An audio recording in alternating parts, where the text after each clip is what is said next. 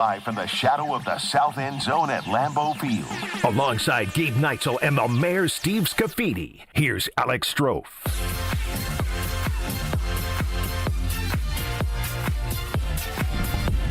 Away we go, Week 6 NFL action. It's the Green Bay Packers. It's the Cincinnati Bengals right here at Lambeau Field in Green Bay. It is Green Bay game day on your radio, on your YouTube, on your ESPN Wisconsin app, on your 620 WTMJ app.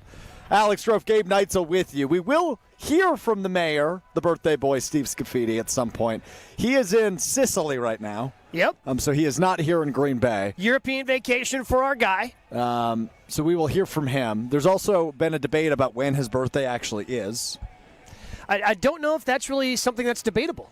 Now, here's the thing. The email that our work sent out said his birthday was Friday. Okay. So I texted him on Friday, happy birthday. Sure. And then the next day, Facebook told me it was his birthday on Saturday. So either he lied on his job application. I wouldn't trust the company emails we get sent. It once said, friend Telly Hughes, I believe they once wanted everybody to wish Telly Hughes a happy birthday on, New Year's Eve. His birthday's in, September. Okay.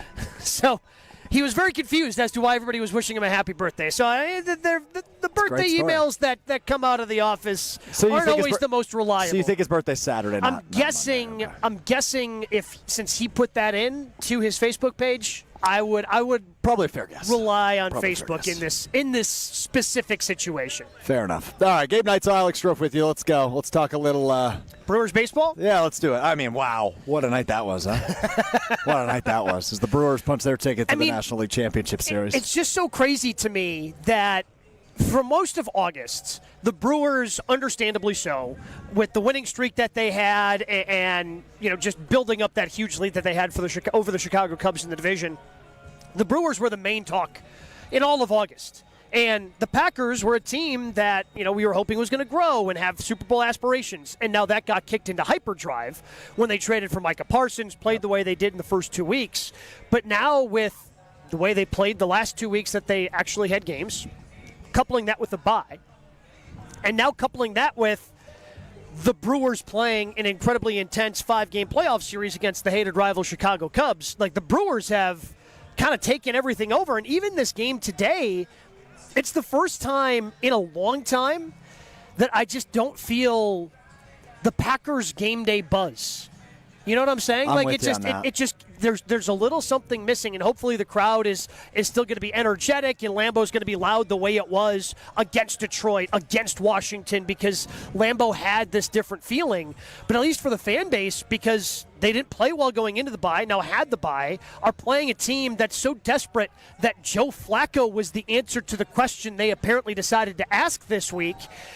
I just feel like there's not a lot of buzz heading into this game because of, again, exterior factors, but also the Bengals are not a very good football team right now, and the Packers are the biggest favorite in the NFL heading into this game today. Yeah, 14.5 points is the spread. Is that what it's today. Up to now? Yeah, it's 14.5. The Packers favored to win by more than 2 touchdowns over the Joe Flacco-led Cincinnati Bengals here in week number 6 of NFL action. I was just, as I did my Packers research, as I always do, Gabe. Now, granted, it was less this week than it has been in past weeks, given that the Brewers have slightly overshadowed them. The Packers have not won a football game in over a month. Mm-hmm. That's a bizarre statistic. Just based on because they played the Thursday night game and then had the bye, and it's been over a month now since they've won a football game. And look, it's still a team I have all the faith in the world in. Football is such a long season, and again, at times it doesn't feel like it's that long because it's only 17 games. But again, use the Brewers as an example last night. At the point in the season in which the Brewers were where the Packers are, let's say for the Brewers it's a month into the season, too. Who would have thought that Chad Patrick would be brought in high-leverage situations with runners on base and Jacob Mizorowski's dealing 4 innings out of the bullpen? Teams change so much, and this is an incredibly talented team that needs to get it together. And I think some of it is the team reading their own press clippings after 2 games. You have guys like, Rasheed Walker talking about going undefeated. Yeah, and only been downhill since then, by the way. And other players kind of talked about, hey, I think we kind of smelled our own you-know-what, and thought that, hey, we're great. What do we – and I think the last 2 games are a little bit of a wake-up call for them. And now you have the bye. And for the coaching staff as well, there's a really good article from Tom Silverstein in the Milwaukee Journal-Sentinel this week kind of breaking down some of the different things that the coaching staff has to do better. And maybe that includes Jeff Hafley, who after the first 2 games, after the first 3 games, because the defense played spectacular against the Browns, after the first 3 games, this was a defense that everybody thought was going to be spectacular, and Jeff Hafley's going to be the next great head coach in the NFL. He's going to be the darling next offseason. And then the game against the Cowboys happened. So there were things that I think Hafley could have done better to get his team in better positions to not allow 40 points and give up 5 touchdowns out of 6 drives the way that they did in that game. So I think that the bye, as much as I did not like it being early in the season, I think the bye could end up being advantageous for the Packers coming when it did, just because of the way the season started and then they played in the next 2 games. I think it should have been a good week for self-reflection, and I'm expecting them to come out at Lambeau Field and look more like the team that we saw in weeks 1 and 2 versus the teams we saw in weeks 3 and 4. Well, the other part of that is the teams we saw in week 1 and 2 played here at Lambeau Field. Yeah. And to return to your home field after a week off and hopefully a little bit healthier, especially in the offensive line group, you're able to bounce back and show, hey, yeah, by the way, we are still a team that belongs. We are still a part of the conversation as one of the best teams in the National Football League, because I don't think that's the team we saw in week 3 and 4. In the loss to Cleveland and the tie in Dallas, which still feels like a loss, but it was a tie 2 weeks later. That wasn't the team we saw, to your point, early on in the season, and hopefully today against a not-so-good Cincinnati team, it's a get-right game of sorts, which I know isn't your favorite phrase in the world, but I just, when you play a bad team and you are supposed to be a cream-of-the-crop team, you've got to play like it, kind of like they did on that Monday night right before Christmas last year against the New Orleans Saints. It was a 34-0 shutout here at Lambeau Field. You need a game. I'm not saying shut them out, because I do think Joe Flacco, with the tools at his disposal today, will be able to muster up some points. But it should be a one-way street the whole game, where it's a stress-free, unlike Game 7 for the Brewers, or Game 5 for the Brewers. But still, with Joe Flacco, he's been there for 3 days, 4 days, whatever. He got traded on Tuesday. He didn't get there till Wednesday, so he practices for 3 days. They travel yesterday, have the walkthrough here in Green Bay, and now they're playing today. I know he's a veteran and he knows all the different things, but it's tough to pick up the lingo and the terminology that Zach Taylor is going to want to use over the course of 3 days. So it's going to be a bit of a vanilla offense, I think, for Cincinnati. And yes, they've got some of those weapons, but Jake Browning's been good at different times when he's had to be the backup, and this team has just stunk over their last 3 games. Yeah. 48-10 loss at the Vikings, 28-3 loss at the Broncos. Oh, they finally did score some points at home, 24, but they gave up 37 to the Detroit Lions. This is a team that's been dominated the last 3 weeks, and if you want to start to write the narrative and right the ship for the Packers, that's the type of score that they need to put up. You need to cover that spread today of 14.5 and show, we are that dominant team. The last 2 games we've played aren't a reflection of who we are and who we want to be. So you go out and you dominate an inferior opponent. That's what you're supposed to go out and do today and start to develop some momentum, because there are some tougher games. Playing at Pittsburgh's going to be no picnic. I know the Eagles have not played well their last 2 games, but that's still going to be a tough team, I believe, when they visit Lambeau Field early in November on a Monday night. So you got to start building that momentum and start, to use a Mike McCarthy term, stacking successes as the season starts to go along. Now that we're a quarter of the way through, if we're using that first quarter almost as, okay, that's also kind of the preseason, everybody's easing in that first month. All right, we're almost halfway through October now. All right, we got to start showing who you are a little bit more consistently. Yeah, we're not going to judge a team strictly based off the month of September. That's something we're just not going to do in the NFL. But given that's the sample size we have right now, the Packers are good, not great. And that's my takeaway through 4 games. And obviously today, a good opportunity, to your point, on covering the spread, beat down an inferior opponent. And it's on to, I believe, Arizona the next opponent. At Arizona next week, and then the following week in prime time is the Sunday night game in Pittsburgh. Against Aaron Rodgers and Steelers. Which Aaron's going to be fired up for. Oh, of course. And I know he's going to pretend that he's not, but he's going to be fired up. He is going to pretend he's not. You're absolutely right on that as well. When you look at that game that the Cincinnati Bengals played last week, it was a 37-24 loss to the Detroit Lions. But that was like a backdoor cover. If that's how the game played out today, I would not be upset. Correct. Where you were dominating the whole game, and then the fourth quarter, the Bengals able to score some points because Jamar Chase is a superhuman. I'm fine with that. But put up the 37. Assert your dominance early and often and prove you are the team we think you can be against a bad team. That's the story today. It's as simple as that. Yeah. I mean, just go out there and, like you said, if it ends up being a backdoor cover, whatever. If Joe Flacco throws a touchdown late, because that would kind of be the same feeling that we had against Detroit, right? Oh, they scored a touchdown late in that game, makes it seem a little bit closer. But if you watch that game, you know how dominant the Packers were. And that's what I want. I want you to go out there and establish, hey, we can look really good on both sides of the ball because, again, it's just so funny. Going back to that Tom Silverstein piece, he pointed out where the Packers are statistically great. Third down. I mean, the passing yardage they've been able to amass, the way that they've been able to more or less attack quarterbacks and create pressure. Like, this team is really good, if not great, in a lot of areas that great teams are. But in those situational football moments, they failed the last 2 weeks. That's been a big issue. Obviously, the defense also just, I think, failed in general. But especially in those situational moments in that game against Dallas. So it's about getting those situational football things down right. And look, I don't think they should find themselves in a tight situational type thing the way that they did in their last two games. That's not what I'm looking for here today. But again, it's one of those things that you're hoping everybody who participated is going to be able to learn from it. You're absolutely right on that. Gabe Neitzel, Alex Strouf with you. It's Green Bay Game Day, which is presented by the Orthopedic Associates of Wisconsin with you. 94.5 ESPN Milwaukee, 100.5 ESPN Madison, 1430 ESPN Beaver Dam, and, of course, 620 WTMJ. Hey, Tito's Handmade Vodka is America's favorite vodka for a reason. Distilled 6 times. Still, it's just right. Tito's is known for great vodka, giving back, and doing good for dogs. Distilled and bottled by Fifth Generation Inc., Austin, Texas. 40% alcohol by volume. Savor responsibly. Your biggest concern entering this matchup for the Packers against the Cincinnati Bengals?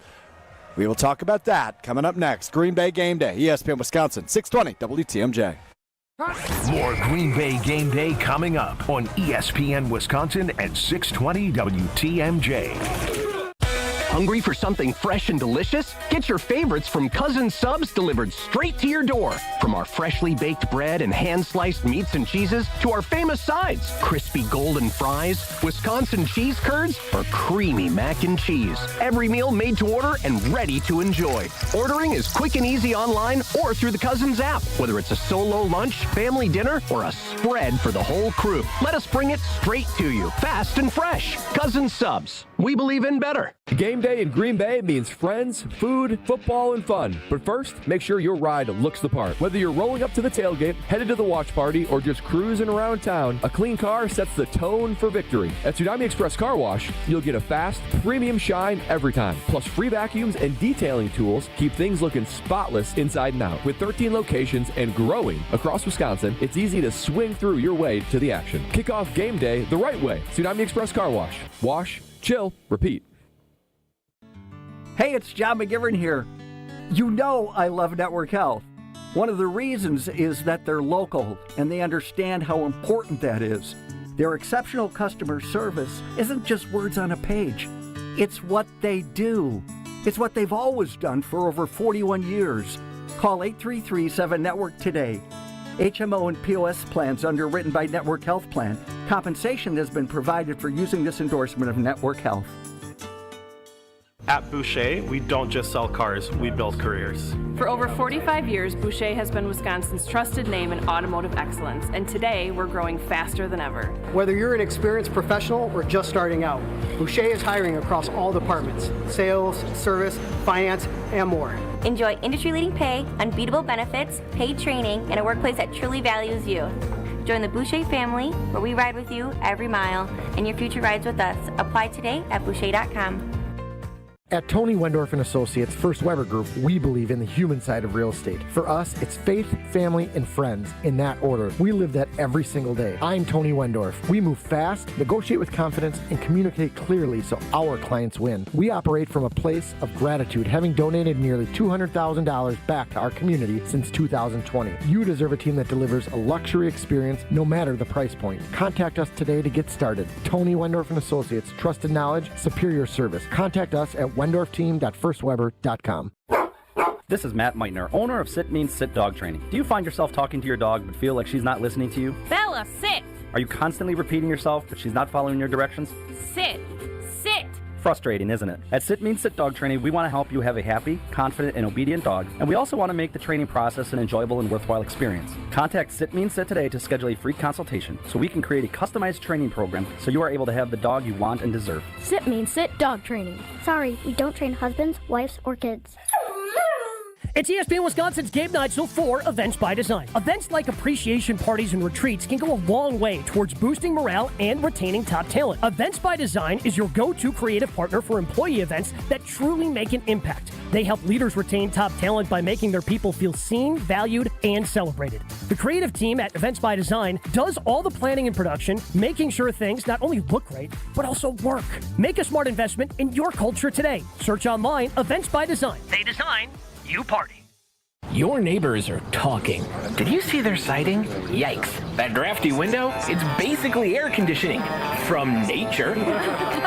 Don't be the scary house on the block this fall. Call Exterior Pros and Baths and get $3,000 off your roofing, siding, windows, or bath project. No tricks, just treats.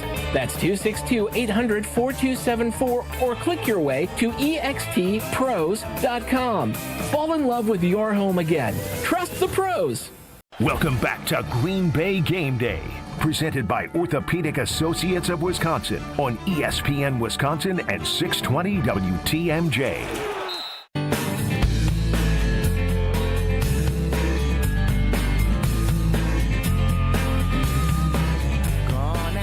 Green Bay Game Day presented Orthopedic Associates of Wisconsin. Alex Strouf, Gabe Neitzel with you live from just outside of Lambeau Field at the Tundra Trio here in Green Bay. It's Packers-Bengals, a 3:25 kickoff from Lambeau Field today. Here in Week 6 of NFL action, the Packers 2-1-1 following their bye week and a tie in Dallas the last game they played. It's 2 weeks later. I'm still unsatisfied that there was no true result of that game. Yeah, it stunk. Yeah. Ties are dumb. Yeah, but I mean, I don't know what else you want to do in that situation. Do a kickoff or so. Not a kickoff, but like a, field goal off. No, that's boring. Penalty kicks. I guess I'm fine with the tie because it just doesn't happen all that often. That was the first tie in the NFL since when? Like 2022. Yeah. So the first NFL tie in 3 years. If you want to be unsatisfied and be upset with Matt LaFleur. Yeah, that's fair. For kind of turtling up and not having his team prepared, and Jordan Love for moving at the snails and operating at the snail's pace in which he was at the end of that game. And that's one of those things that the Packers have to clean up. That's the situational football that they have to be better at. You just told me to be upset. I still am. Yeah, but don't be just unsatisfied because it's a tie. Well, I am. Be mad it's a tie, but be mad at the Packers because it's their fault. It's their own damn fault. I can be mad at everything, Gabe. It's my brain. I can be mad at whatever I want. I'm trying to make your brain smart. All right, before we get to our talking point, I've noticed you've been holding that same baseball for the last 24 hours plus. That's correct, yeah. So that's your fidget toy? Yeah, I've kind of gotten away from it a little bit. I used to have when we were at Capitol Drive, and we were at again, this actually goes back to our old studios that we used to have across the street from where we are now in the 3rd Street Market Hall in the Gruber Losses One Call That's All Studios back in Milwaukee. I used to have bats in the studio, and I would kind of always have the bats around, and then, of course, Scalzo and Bruss kind of ruined it because they used the bat to destroy some stuff. Yeah, that makes sense. Because they're children and can't be trusted. Yep. So I had to have those bats taken away, and I always had one at my desk, and I had to carry it in. And then when we moved, I just never brought anything with me. And I was digging around my basement looking for something else earlier this week, and I had a bunch of baseballs down there, so I just happened to grab one. And now I've just enjoyed having it and carrying it around, and it's like a security blanket. I always just like to have something, and it just kind of helps keep me calm, especially as I was watching Game 5 last night, just to have something in my hands. So you can call other people children, but that kind of just makes you a dog. Like you just have your favorite ball. That's fair. Okay. That's fair. Yeah. Maybe it's a little Linus-ish, or he's got a security blanket. I have a security baseball. It's, that's fine. I will wear that. But again, it just kind of, and again, help bring the Brewers a little bit of luck. All right, glad we're on the same page. All right, your biggest concern entering Week 6, Packers-Bengals, as the Packers look for their first win in now over a month. September 11th to October 12th would be the stretch without a win for the Packers if they do end up winning today against Cincinnati. What's your biggest concern for this team right now? I feel like one of the answers should be the cornerback position, but maybe it's because of my stubbornness, and I wasn't that concerned heading in. Yeah, it is your stubbornness. I still look at I wish the corners would have been put in better positions where, a couple of times on 3rd and 5, they're playing 9 yards off. Yeah. Just a free first down. Put them in competitive positions. And so I put that a little bit more on Jeff Hafley, and I think he's going to correct that. So I just look at the offensive line depth and health as kind of one problem because we were unsure of the depth coming in. And at times they've held up okay, but man, there's just so many health problems up and down that offensive line, whether it's Aaron Banks, whether it's now Rasheed Walker unable to fully go and practice throughout the course of this week.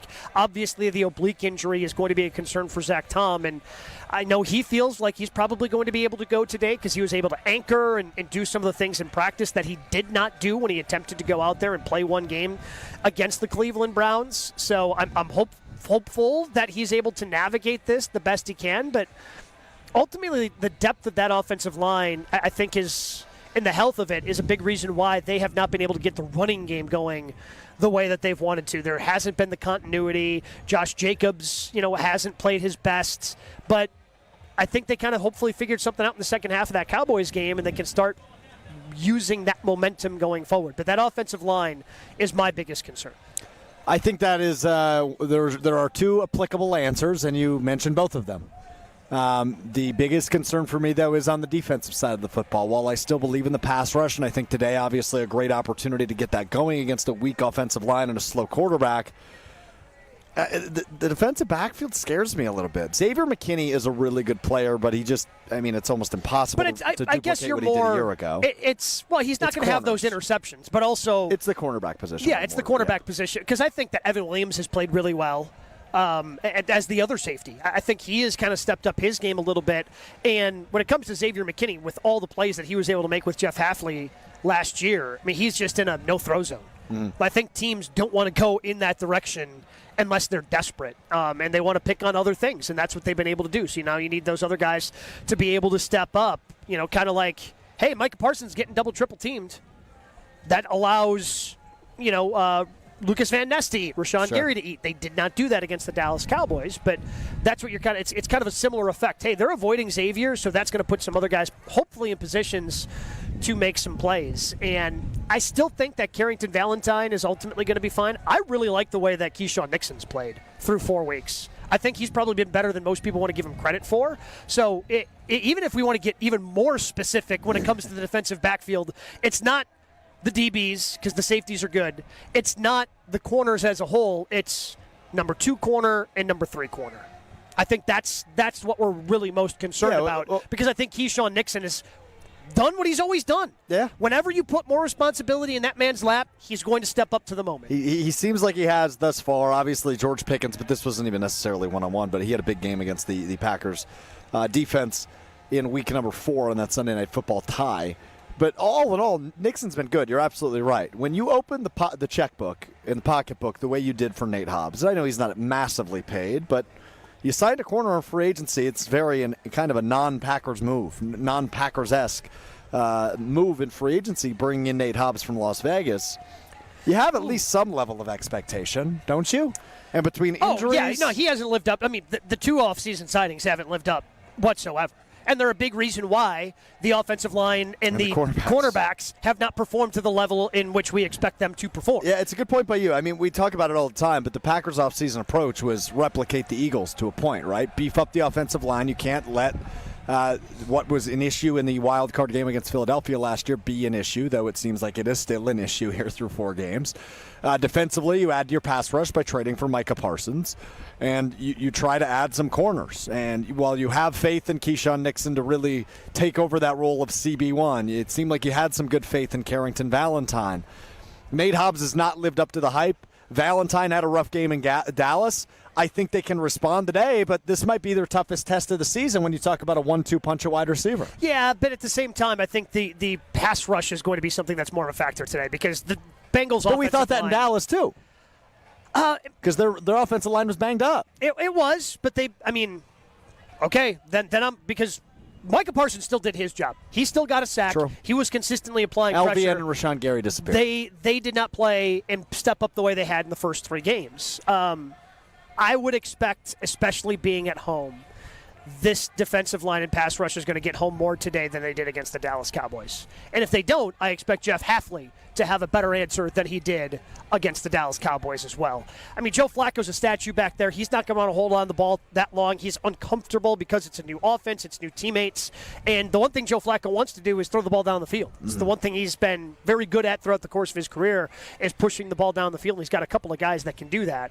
That's where the pass rush comes in, and you make sure that they're not able to do that. Yeah, 3 of the next 4 weeks, really good opportunities for the Packers to truly tell us who they really are because they're playing primarily bad opponents, right? Cincinnati this week, who's been down and maybe not out yet. They're trying to stay alive for if Joe Burrow returns later in the season, but at this point, they are not a very good football team. That's why they trade for a guy like Joe Flacco to hopefully inject some hope into this franchise and their chances come January. Next week, you have the Arizona Cardinals who, their head coach was the center of the NFL controversy all week after his demeanor, if you will, with Amari DeMarcado after his fumble at the goal line on a 70-plus yard rush.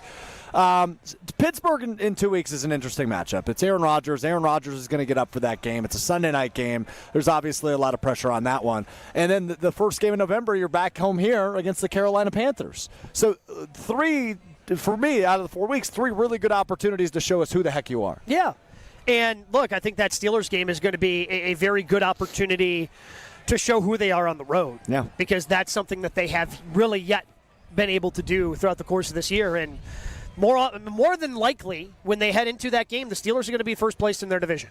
So that is still a marquee matchup against a quality football team that you're going to want to go and try to beat. But it starts by building up that momentum today against the Cincinnati Bengals. You have that opportunity against Chase and Higgins. I know Chase has been dealing with illness. I fully expect when you're talking about somebody who's an NFL player dealing with illness. On Thursday, by the way. This is a Thursday report. I fully expect them to play Sunday.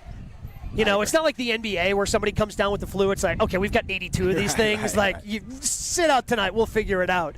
Like, any NFL player, unless you are just violently ill, yes, right? Like, for days. Yes. Most of the time, I feel like they just give you an IV. They give you some special, some special stuff, and you're going to be out on that field.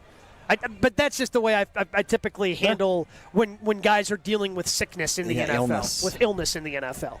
Yeah, if it's reported Sunday, that's probably a different story than when it's reported Thursday. But even then, I feel if it's reported Sunday, it's like, hey, he's not feeling great. He's going to play through it, and he's just not feeling great. I can't think of, the flu really keeping anybody out in an NFL game. Maybe I'm wrong, and somebody is going to hit us on the Carbos Talking text line and tell me that, hey, here's a specific example when it happened. I just feel like in my general memory, that's how I feel like it's kind of treated in the NFL. Oh, you're not feeling great? Come in early. We'll get you an IV. We'll get you a couple meds. You're going to be fine. We are here at the Tundra Trio tailgate in Green Bay, and it wouldn't be Wisconsin football without brats on the grill and Coop's mustard on top. Coop's is part of our game day tradition. From classic yellow to Arizona heat to spicy brown to Dijon to honey Dijon, which I've been making some ham and cheese sliders with, baby. They bring the flavor. Coop's Mustard does. Coop's Mustard spreading the love since 1897.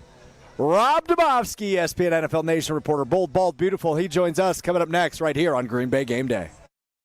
More Green Bay Game Day coming up on ESPN Wisconsin and 620 WTMJ.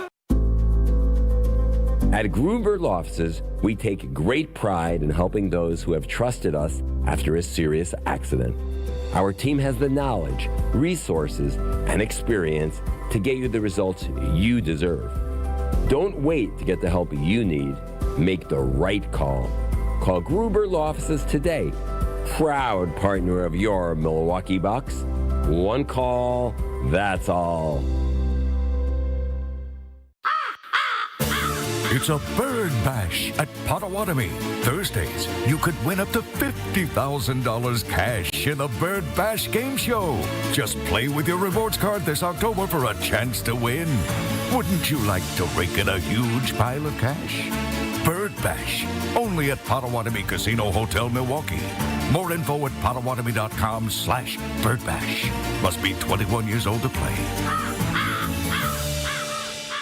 The grill is hot, the crowd is loud, and the flavor? That's all Coop's Mustard. Hey, it's Alex Strouf. For over 125 years, Coop's has been the MVP of game day eats with 14 bold flavors that make every brat, burger, and pretzel a championship bite. Because Coop's isn't your ordinary mustard. It's extraordinary mustard. The kind that turns tailgates into traditions and touchdowns into taste bud celebrations. This football season, bring the bold, bring the flavor, bring Coop's. Coop's Mustard, spreading the love since 1897.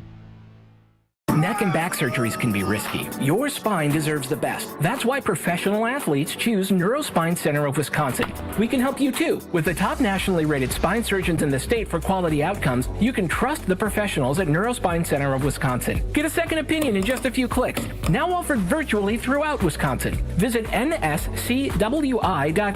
Whether you want to get back into the game or just get back to life, go where the pros go. Neurospine Center of Wisconsin. Your spine health is our passion. Get the beat of the Bucks straight from a fan favorite and Bucks legend. Welcome to the fantastic voyage. Marcus Johnson, the captain of this vessel. Tap into Here District with Marcus Johnson, a Bucks Plus audio production. My first mate, Chris Johnson, the only father and son tandem. Your weekly pulse on the Milwaukee Bucks and conversations with the biggest names in basketball. This week on the pod, Marcus and Chris go inside Bucks training camp. Find Here District now on bucks.com/plus, the Bucks app, or wherever you get your podcast. Hey, this is Mike from Infinity Exteriors. Buying a roof, siding, or windows can feel overwhelming. Hidden costs, confusing contracts. We don't play that game. We educate you so you can decide. And when you know the facts, Infinity Exteriors is the clear choice. Since 1997, we've installed peace of mind with no surprise upcharges, flexible budgets, and immediate financing. Infinity Exteriors, saving our communities from unscrupulous contractors. Visit infinityexteriors.com. Your path to a degree should fit your life, not the other way around. At Lakeland University, you can personalize every part of your college experience. With a main campus in Sheboygan, evening classes across the state, and flexible online options, you choose how and when you learn. Just graduated high school, changing careers, juggling work and life, they've got options for you. You can even earn credit for experience you already have, or for the work you're doing now, saving time and money. Start customizing your future today at lakeland.edu/ESPN. Lakeland University. Experience it your way. Here's a dose of reality. Driving under the influence of prescription painkillers is just as illegal and just as deadly as driving drunk. In fact, there are nearly 2,000 drug-related crashes every year in Wisconsin. Help prevent drug driving, and let's achieve zero preventable deaths on Wisconsin roadways. Driving on pills kills. Sponsored by the Wisconsin Departments of Health Services, Transportation, and Justice. You're listening to Green Bay Game Day, presented by Orthopedic Associates of Wisconsin on ESPN Wisconsin and 620 WTMJ.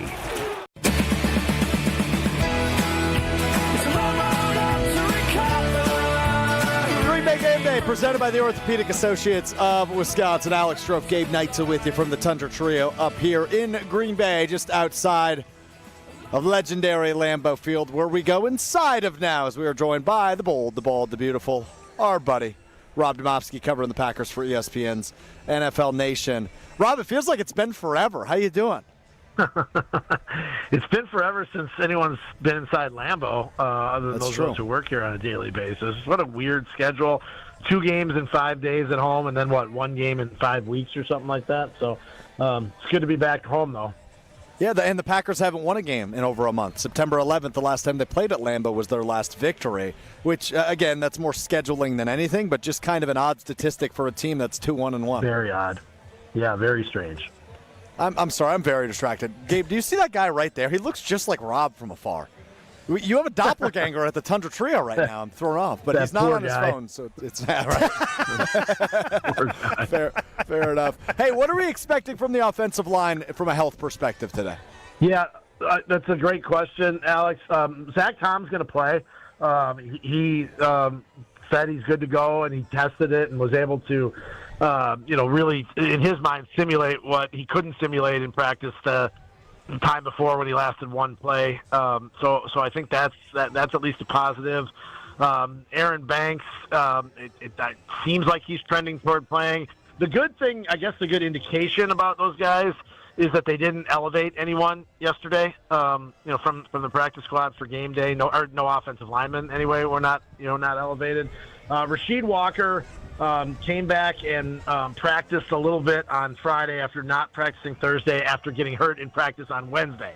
Usually it's not good when guys, have an injury that wasn't from the previous game and comes up during practice. So we'll see about that. If he doesn't go, then Jordan Morgan would start at left tackle. But, the matchup obviously there with Trey Hendrickson is a big one. So yesterday, very quietly, because there was something else going on in the sports world in Wisconsin that everybody was distracted by, Lucas Haversick is signed to the active roster. For those who don't know, he is a kicker.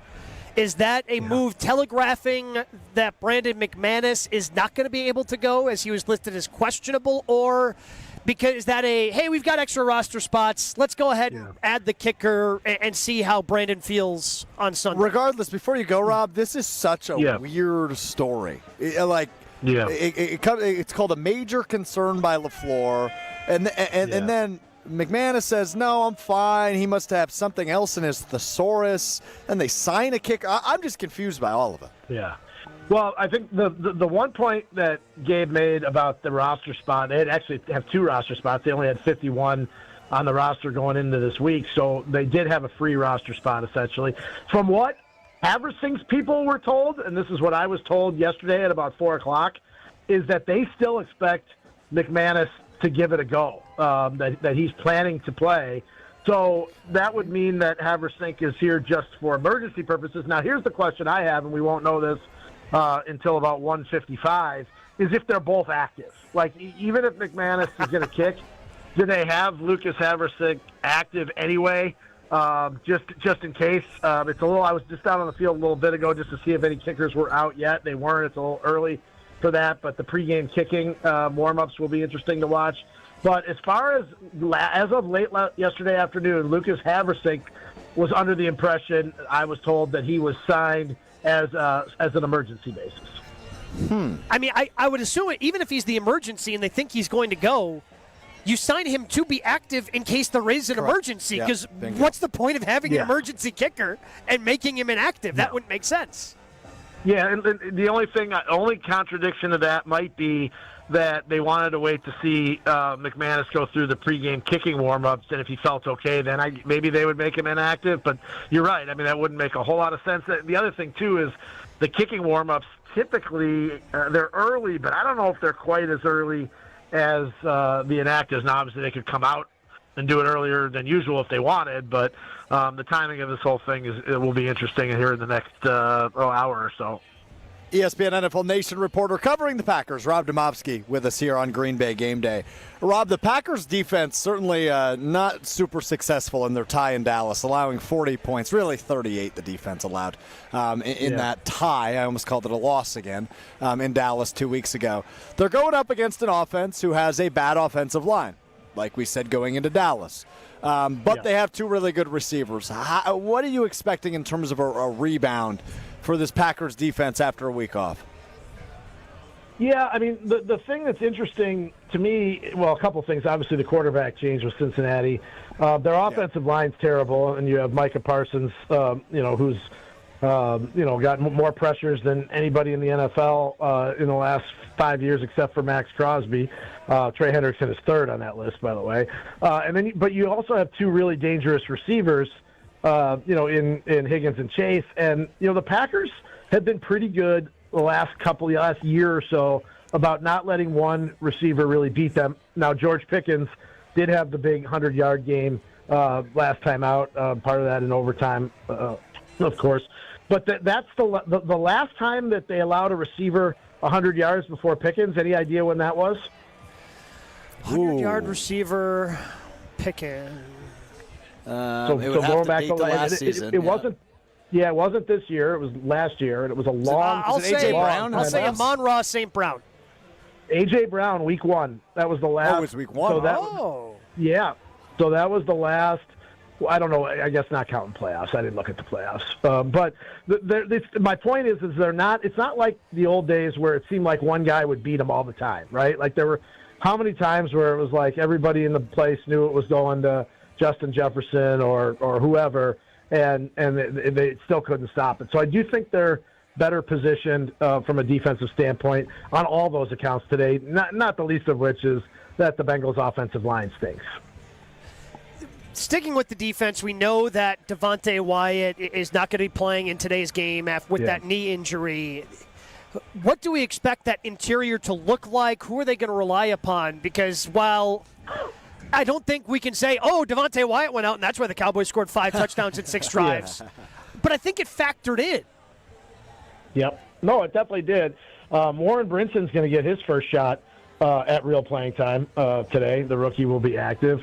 But, I mean, it falls on the 3 guys that were active last week, and that's the interior guys of Nazir Stackhouse, Carl Brooks, and Colby Wooden. But it will be interesting to see how much Brinson gets, how much work he gets, and if he can add anything to the mix. They also might, I don't know, I don't say we'll do this for sure on early downs, but they've been, using the 3 pass rushers with Lucas Van Ness inside a lot more on 3rd down. Do they try that on 1st and 2nd down as well, Gabe? I mean, there are, things they can do. They can move Micah Parsons around, which really they haven't done as much of that as Parsons had done in Dallas. So I do think, they've had the whole bye week to prepare for this. It's not like this is an injury that just popped up late in the week or even during the game. So you would think that Jeff Hafley and company would have a better plan for it.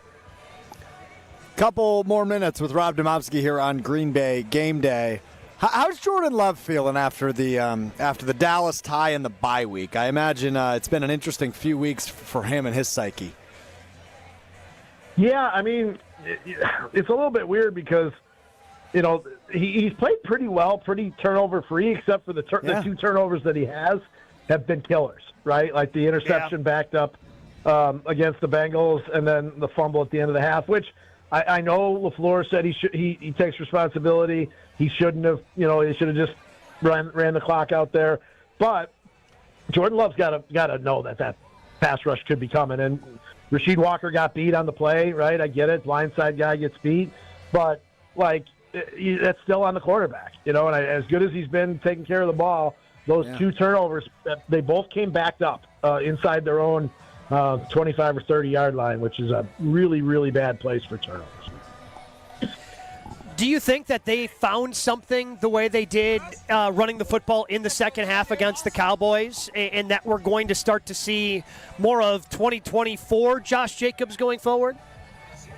Yeah, it was interesting because Jacobs told us this week that he feels like it usually takes him 3 or 4 weeks to get going, and no matter what the season is. And I'm not sure that's true because if you go back and look last year, he had 150 yards in week 2. Yeah. So he had a huge game last year early on. So I don't know if that's necessarily true. And I don't know how much we can put into the 70 yards, and it's a lot, 70 yards in the 4th quarter of overtime that Jacobs had. I think he's only got 270 for the season. So a pretty good percentage of his rushing yards came in the 4th quarter and overtime against the Cowboys. And I don't know how much we can put in that they found something or the Cowboys' run defense just isn't very good.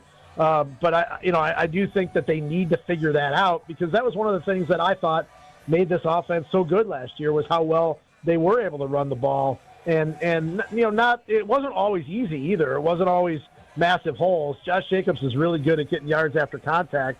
And I think they need to try to get back to that in order to get this offense sort of running in a complete fashion because it's been fits and starts a little bit so far at different points of the game.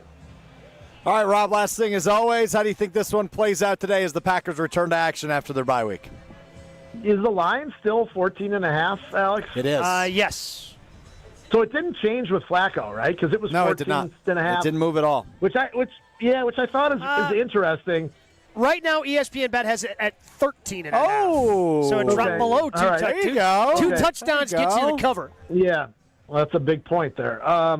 Before the Joe Flacco acquisition, I thought the Packers win by 15 or more. Now I'm thinking they win, but maybe it's closer to the spread line this time. I mean, Flacco's got to have some positive impact, even though he really didn't do much against them a couple of weeks ago. But he didn't have two receivers like he has today. So, I do think they win double digits. I don't know if it's quite 13.5, though. Love it. Rob Domofsky, read him at ESPN.com. You see him on everything. SportsCenter, NFL Live, all the in-betweens, and hear him with us here on ESPN Wisconsin. Thanks, Rob. Enjoy the game. We'll talk to you next week. All right, guys. We'll be seeing you. The great Rob Domofsky. Hey, brats, coolers, friends, you've got it all, but rolling into the tailgate with a clean car, that is the real MVP move. Keep it spotless. With a Tsunami Express car wash membership with 13 locations and growing, it's easy to swing through on your way to the action. Tsunami Express, wash, chill, repeat. We check in with the mayor of Sicily? Steve Scaffidi, the birthday boy, joins us coming up next on Green Bay Game Day. Stay right here. Green Bay Game Day will be right back on ESPN Wisconsin and 620 WTMJ.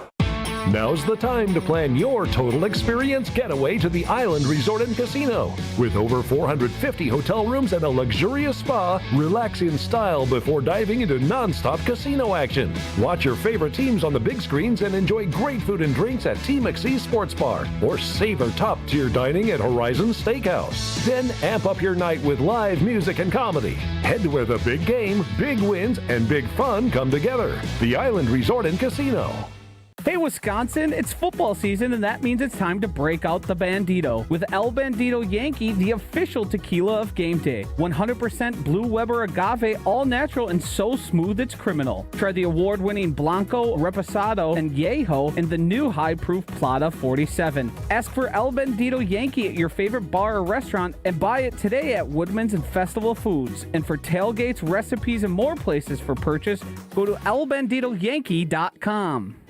Fans, don't let dirt and road grime bench your car this October baseball season. Step up to the plate with Tsunami Express Car Wash, where every visit delivers the MVP shine. With unlimited washes, fast lane access, and free vacuums, you can keep your ride looking like a champion all season long for less than $1 a day. And with 7 Milwaukee area locations, including New Berlin, it's easy to score big no matter where you're headed. Join the winning team today at TsunamiExpress.com. That's Tsunami Express Car Wash. Wash, chill, repeat. Macy's Star Deals Week is back. It's one incredible week packed with epic savings on the best fall styles. That means luxurious 100% cashmere sweaters are now just $79.99. The latest beauty from Shiseido, Mac & More, $30 off every $150 you spend. Plus, exclusive online-only daily flash deals and so much more. It's the one week you really can't miss. Macy's Star Deals Week is going on now. Savings off already reduced prices. Exclusions apply. Progressive's Teen Driver discount could lower the cost of insurance for your teenager and save you some money. And then you can still spend money on them. Because just when you think you have a grasp on spending, new sneakers. And then it's money for a school field trip. And of course, spending money. Oh yeah, and a new phone to replace the one they dropped in the toilet. Oh, don't remind me. So just get Progressive's Teen Driver discount. And then you can continue to spend money on them endlessly. Progressive Casualty Insurance Company and affiliates. Discount not available in all states and subject to terms and conditions. Hi, this is John Neal, CPA and founder of the Neal Group. You may have heard Congress pass the One Big Beautiful Bill which President Trump campaigned on, leaving the non-tax parts out. What does the law mean for business? To be honest, less than you think. There are larger deductions for purchasing equipment and other fixed assets in the year of purchase. The Qualified Business Deduction, or QBID, is now a permanent deduction for partnerships and S corporations. Remember the 1099-K back and forth? The minimum amount for issuing 1099-Ks, which are typically from credit card companies or e-commerce sites like Amazon or Shopify, will now be $20,000. Call us now for a free consultation to see how you may be affected by the new law. Call 414-325-2040 now. You earned it. we help you keep it. That's 414-325-2040 or nealgroup.net. For general contest rules, visit espnwisconsincontest.com. Station updates, show clips, and your place to interact with us every single day just by scrolling through your feed. Follow along on Twitter, Facebook, and Instagram at ESPN Milwaukee. I feel so stuck. The Veterans Crisis Line is here for you. Dial 988, then press 1 to call. This is Green Bay Game Day, presented by Orthopedic Associates of Wisconsin on ESPN Wisconsin at 620 WTMJ.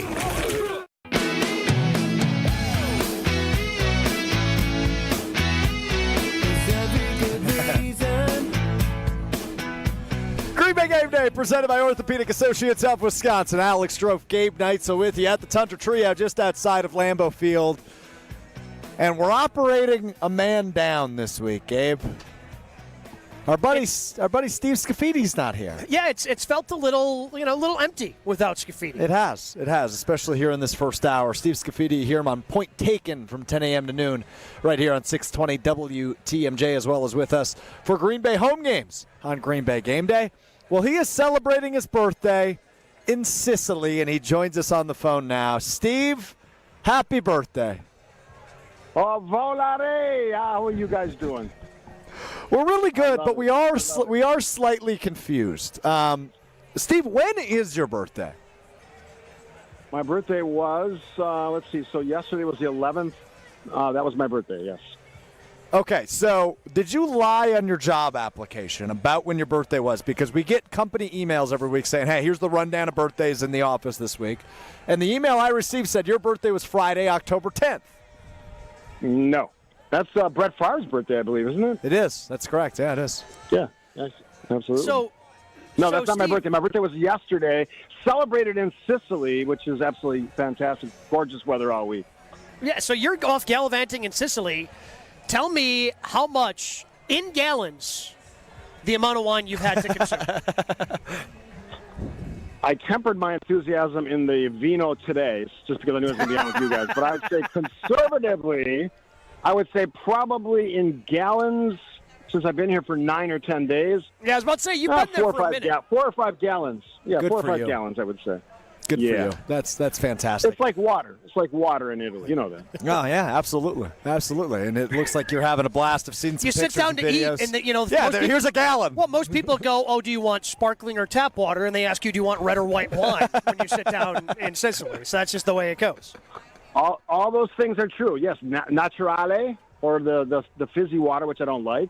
Red or white is generally the option. I went light this tonight because I knew I was going to be on with you guys. But I will resume red consumption shortly after I'm done with you guys. But I got to ask you the question: are the Packers ready to play today? Are we going to have a game that's worthy of what we thought 2 or 3 weeks ago when we were talking about this at Lambeau Field? Because I'm not sure. Yeah, I mean, I hope so. After a bye week and a tie, I would think you'd be extra amped up for this one back on your home field for the first time in over a month, seeking your first win in over a month, the last win for the Packers, September 11th. So I certainly hope so to answer your question, but I cannot say that definitively until like the end of the first quarter. All right, because I am cautiously optimistic, but my enthusiasm, as you like to say, has been dampened by their last 2 performances. And in the bye week, of course, we're all wondering what this team is. So I'm cautiously optimistic. I may stay up because I have a 3 a.m. wake-up call to get to Malta, which is a separate country, which I'm flying to tomorrow. So I'm going to be up all night watching the game anyway. This guy rocks. Yeah. This guy rocks. World traveler, yes. I Yes. think I think they're going to be ready to play. I think that Lambeau Field is going to be rocking, hopefully, because there was a palpable excitement. Steve, and you were inside the stadium for those games. There's a palpable excitement, and Lambeau was starting to feel like it was the mid-'90s again with the way that the team had played, with what Micah Parsons had been doing, and I'm hoping that excitement and energy is recreated today. Something that I've talked about on Jen, Gabe, and Chewy, with Chewy a bunch, is trying to reestablish Lambeau Field as a place that nobody wants to come and play. We haven't had that feeling for a while, and I'm hoping that can continue with A, the play that they have inside, and B, the crowd that comes ready to be loud for this team, especially when they're on defense. Yeah, I mean, we saw it yesterday I did catch some of the Brewers broadcast, the impact of the crowd, especially in a big game. We're not in the playoffs, of course, in the NFL, but I want to see a Lambeau crowd that is back to what we saw in those first 2 weeks where it was just off the charts. We all thought it was like this is the recreation of 96 or 2010. I hope that's what they're doing, and I love the comments of Michael Parsons this week, who said, "Yeah, we got to make a name for ourselves," paraphrasing him. But this team has potential. But I'm going to say this: this coaching staff, I think, has done more harm lately than good by sort of tempering the enthusiasm of a defense, especially, and an offense that was ready to cut loose and be the stars of the NFL. I felt like Matt LaFleur and Hafley and Rick Bisaccia let him down in the last couple games. Bisaccia especially, I'll just throw that out there. Yeah, I mean, look, I think when it comes to that coaching staff, I think, and that's why I think this bye, even though we all don't like it, Steve, being as early as it was, I think the bye ends up coming at a good time because everybody's got a little extra time for that self-reflection. And I think the coaching staff that likes to self-scout during that bye week, I think they're going to have some good, long, hard talks. I think they did over the last couple of weeks. I fully expect this team, not just today, but over the next handful of games, to just be able to come out firing and have a coaching staff that has them maybe a little more prepared than they were for the Browns and Cowboys games. So are we seeing Flacco again? Is that what I'm hearing? Yeah, that's correct. Yeah, Joe Flacco got traded to Cincinnati on Tuesday. He wasn't that impressive in the last game when we was playing for the other team. But correct. No. At home, I think that should be okay, and this defense is ready to step up again. So I'm not worried about this game, but I think, again, so going back to what we said the first 2 weeks, time to make a statement again that this is the team to watch in the NFC North and in the NFL. This is a team worthy of that attention, but they sort of dampened everybody's spirits by their performance in the last few weeks.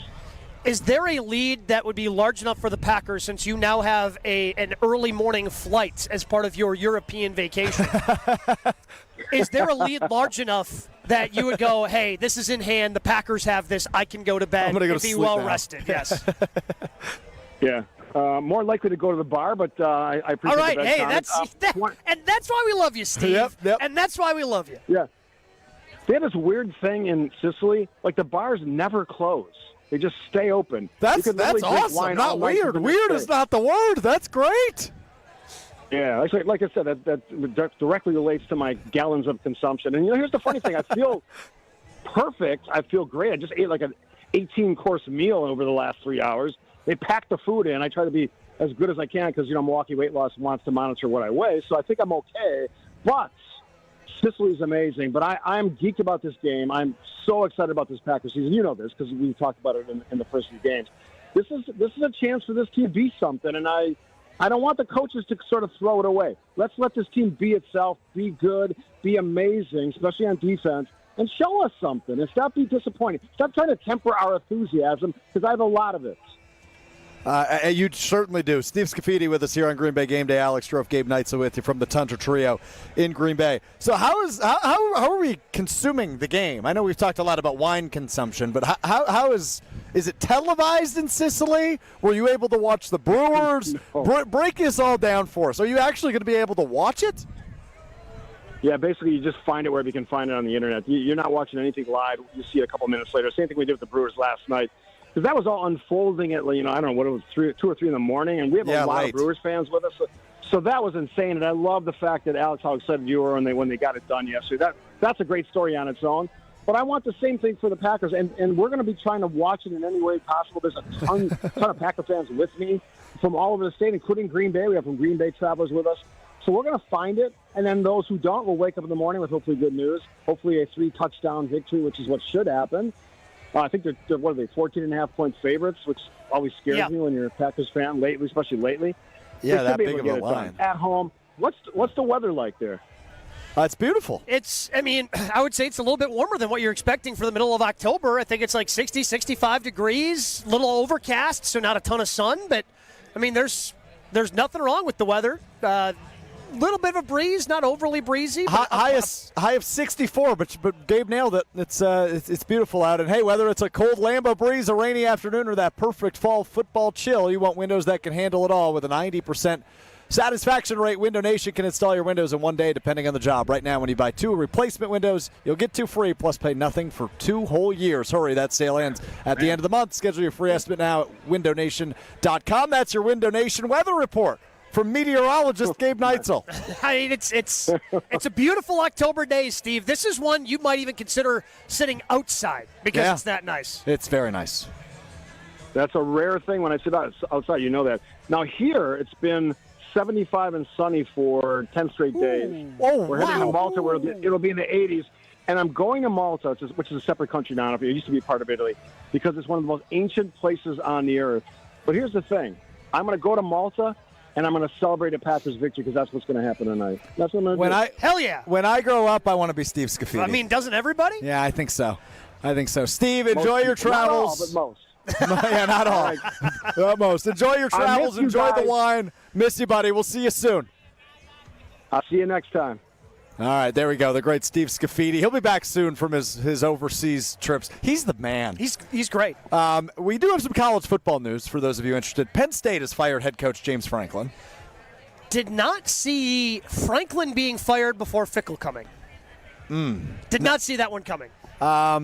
After 3 straight losses, another one to Northwestern yesterday, I'm not shocked, but today is the day for Penn State. They have fired head coach James Franklin. It's a $50 million buyout. Okay, so that actually sets the new Big Ten record, which Luke Fickell, I believe, would still top at this point. I believe it's still like $55 million buyout for Luke Fickell after that embarrassing showcase yesterday in Madison. So there's your college football update here on Green Bay Game Day. When we come back, it is the Jason Wilde hour of Green Bay Game Day. He will join us for the entire 1 o'clock hour. We'll get you some scores from around the league, and we will continue to preview this one between the Packers and the Bengals here in week number 6 of NFL action. He's Gabe Neitzel and Alex Strouf with you. It is Green Bay Game Day presented by Orthopedic Associates of Wisconsin.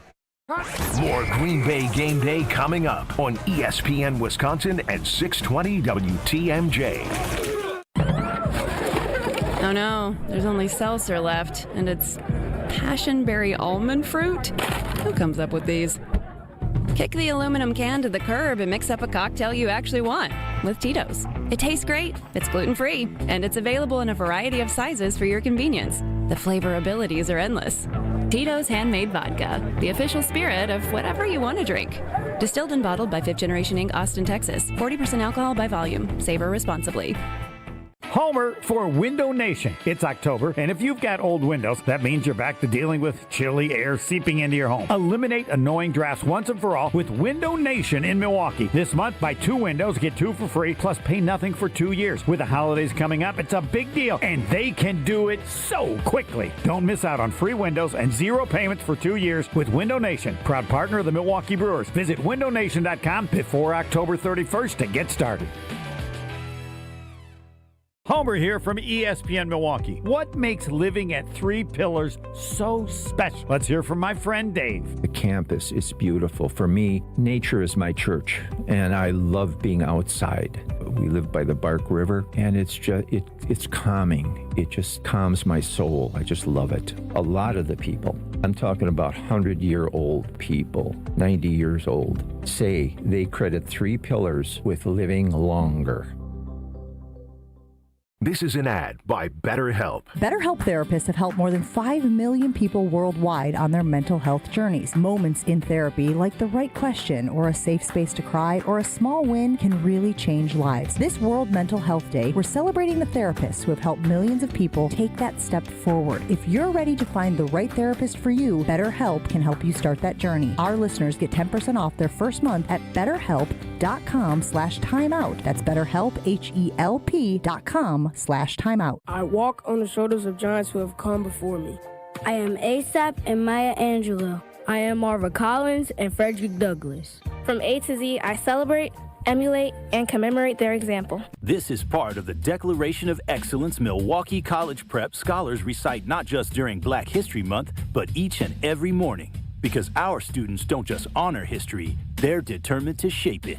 Enroll your scholar for the 2025-26 school year at MilwaukeeCollegePrep.com. From the baseball playoffs to regular season football, Prize Picks is the best way to win cash watching our favorite teams. Which players are going off? Which ones are overhyped? Well, make your picks in less than 60 seconds and turn your takes into cash all season long on PrizePicks. PrizePicks is simple to play. Just pick more or less on at least 2 player stats. If you get your picks right, you could cash in. PrizePicks now offers stacks, meaning you can pick the same player up to 3 times in the same lineup. PrizePicks also offers injury reboots. If one of your players leaves the game in the first half and doesn't return, PrizePicks won't count it as a loss. PrizePicks offers Venmo, Apple Pay, MasterCard, and more for quick and easy deposits into your account this football season. Join millions of users. Sign up for America's #1 fantasy sports app. Download the PrizePicks app today and use that code WI to get $50 in lineups after you play your first $5 lineup. That's code WI to get $50 in lineups after you play your first $5 lineup.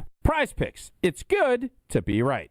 Outfit your crew. Your workforce is your brand. From uniforms to safety apparel, Alpha Custom Apparel helps you outfit your team with gear that looks sharp and works hard. We create durable, functional apparel that keeps your crew comfortable and confident on the job. No more digging through endless catalogs. We handle the details so you can focus on running your business. With fast turnaround, custom options, and friendly Midwest service, we make it easy to keep your team looking their best. Visit alphacustomapparel.com. Let's get to work. Hey, this is Homer. You're listening to the home of Marquette basketball. 94.5 ESPN is WKTI and WKTI HD Milwaukee. A locally owned Good Karma brand station. It's finally game day. 6, good protection, pass wide open, making the catch and getting into Washington territory. Tucker Kraft pulls his way down to the 20-yard line. And the countdown to kickoff starts now. What's the fake? Pass caught, touchdown, Green Bay Romeo Dobbs. This is Green Bay Game Day, presented by Orthopedic Associates of Wisconsin. There is a difference. Broadcasting live from the shadow of the south end zone at Lambeau Field. Alongside Gabe Neitzel and 3-time Wisconsin Sports Writer of the Year, Jason Wilde, here's Alex Strouf. Green Bay Game Day presented by Orthopedic Associates of Wisconsin. Alex Strouf, Gabe Neitzel with you from just outside the Tundra, or just outside Lambeau Field at the Tundra Trio in Green Bay.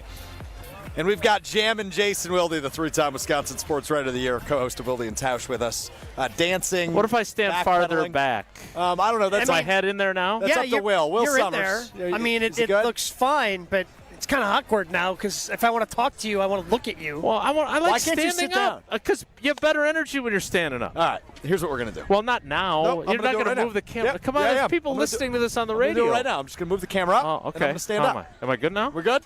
Or was that too much? That might have been too much. I think we're okay. Got a great view of the sky. All right. Meanwhile, now Gabe is just in this tiny little corner here. Now we all got to stand. Okay, now we're standing. There we go. Jason Wilde is here. Hi, Jason. You got your early bye week, and now it's back to work for the Green Bay Packers against the Bengals. I really appreciate you guys doing this, but now you're not in the shot either. Look at this. Right here. There we go. Right there. Okay. Those are my guys. I'm a stander. I'm not a sitter. Yeah, I didn't have really a bye week per se. Like I kept writing and kept doing the show, so it's not really that different for me. Well, I wasn't alluding to your bye week. I was alluding to the team you covered. You said back from your bye week. I said back from their bye week. The Packers get ready to play. We'll have the to check the tape. Yeah, I'm not sure he said that. Right. Can you just talk about the team, please? That's why you're here. We pay you to do that. Those are the kind of questions that I hate in press. Oh, suddenly he's a part of management now. He's in HR. Hey, Josh DiMaggio is part of management now. Anything is possible for me. That's very fair. Look. We were talking about this earlier in the week. I can't remember if I was talking to you on Jen, Gabe, and Chewy, or you on KBN, or you on Weekly Wilde, or wherever it was. But weird stuff happens when the Packers play the Bengals, man. Yeah. Dude. Antoine Odom with his 5 sacks in a game, and I think he has like 9 career sacks or something ridiculous. You've got the miss off between the two kickers McPherson in Cincinnati a few years ago, yes. And then my favorite when Brett Favre is back to pass, and the guy comes and plucks the ball out of his hand. This will make you feel old, but that was my first actual memory as a Packers fan.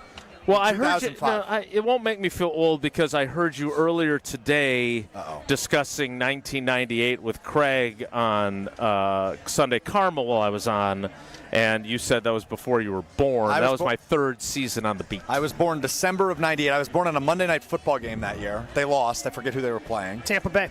You got it. They were playing the Buccaneers. Nice they lost the Buccaneers December 7th, 1998. I was born at 8:36 p.m. that evening. He was born during a Packers game. Wow. What a blessing to all of us you were. Yeah, you're absolutely right about that. Especially your parents and maybe us. Especially you. I like that sweatshirt, the throwback. I kind of like man. that. I saw Guess a guy what? with an owl and a Packers logo, though. What is that? That's OVO, October's very own. That is Drake, the rapper. That is his brand. That would explain why I didn't understand it. Yeah, very good. Fun fact, Gabe Neitzel also owns the sweatshirt. Really? Yeah, I try to avoid wearing it now so we don't go, twinsies on game day. That's smart. I also saw one of our partners has a Brewers jersey in Packers I saw that as well. Which I thought was That's a fun. really nice touch given this scenario. A Bryce Pop jersey over there. Maybe it's Bryce Pop. Been years since I've seen a Bryce Pop jersey. But you like to talk about, in terms of one of the stories you wrote over the bye week, was about how you get what you emphasize in the NFL. Yep. And the Packers obviously emphasize turnovers. They haven't gotten the turnovers. What else do you think they looked at the tape, did the self-scout? What else are they going to emphasize coming into this game? Well, look, I think there's a couple of things. And first of all, on the offensive side of the ball, and I know we talked about this during the course of the week, and Jordan Love talked about it on Wednesday. Somebody asked him how he feels about the start to the season. He said, it's been great, which I don't disagree. Now, generally, if you ask me, hey, what'd you think of the segment? Oh, I was great. But I understood what he was saying because he was setting up then the follow-up, which is, but there's been those key turnovers, like the turnovers suck. Yep. And I was saying this morning on Sunday Karma as well, that, look, you could put a little bit of blame on Matt LaFleur for all three of the scenarios, right? The interception in Cleveland, if you run the ball, you're fine. The turnover at the end of the half on the Strack, as Tausch calls them, being a little aggressive there on the coach's part. But again, you got to have the pocket awareness not to allow that to happen. And then the dawdling at the end of overtime, and they barely have 1 second left to kick the game-tying field goal to force the tie. They need Jordan Love to eliminate those. And if he does, then Tausch and Jesse's big bet on him being the MVP, those odds look really good then, right? But being a great quarterback in this league, that's one of the key components of it, is not making those mistakes in those moments. And so I think that's one thing that Jordan is focused on. And then obviously defensively, they need to get more out of the Parsons effect than they got in Dallas. The fact that LVN didn't record a single statistic, the fact that the NFL leader in sacks at the time, Rashawn Gary, didn't even have a pressure in that game, those are things we don't want to see. I mean, and to go back to the Jordan Love thing, I mean, there was a pretty bad interception that Patrick Mahomes threw in their last game, right, when they were taking on Jacksonville. Mm-hmm. But everybody moves past that because Patrick Mahomes has a pretty long resume of coming through in those situations. Right, but that doesn't mean – and I had somebody on social media, which I love, Your favorite, yeah. say, are you going to nail Patrick Mahomes to the cross the way you nail Love to the cross for his failures?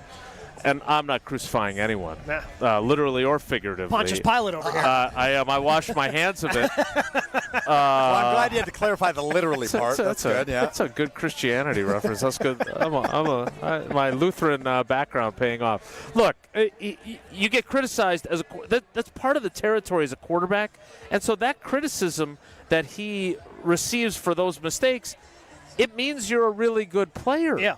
Because that's what stands out compared to all the other. I mean, he's thrown for 1,000 yards. He's fourth in the league in passer rating, but they need him to avoid those mistakes, along with all the great stuff he's been doing. And because every quarterback is going to make mistakes, but it's how do you bounce back from that? What is your resume? How do you build that up? For the longest time, if you want to just compare it to Brett, and Brett had great moments late in games. Obviously, the first one he ever played against the Cincinnati Bengals. Bengals. Another weird thing that happened, right? Yeah, with Brett, but. I mean, there was a time where they had a coaches meeting of, man, this guy turns the ball over a little too much. Do we put Brunell in? Right. Like, that was a legitimate conversation. And then obviously Brett goes on and does the things that he does. And, yeah, he's going to have games where he throws 6 interceptions in a playoff game. But he also had a lot more positives that overcame that. So for Jordan, yes, those are 2 negative things on the resume right now. You've got some good things that have overcome it. But next time you find yourself in a tight game, which hopefully is not today, but next time you find yourself in a tight game or late, half situation, how do you take care of the football? How do you learn? How do you grow and overcome those moments? Yeah, and let's be honest. They had a bye week, but they still They haven't won in a month. Yep.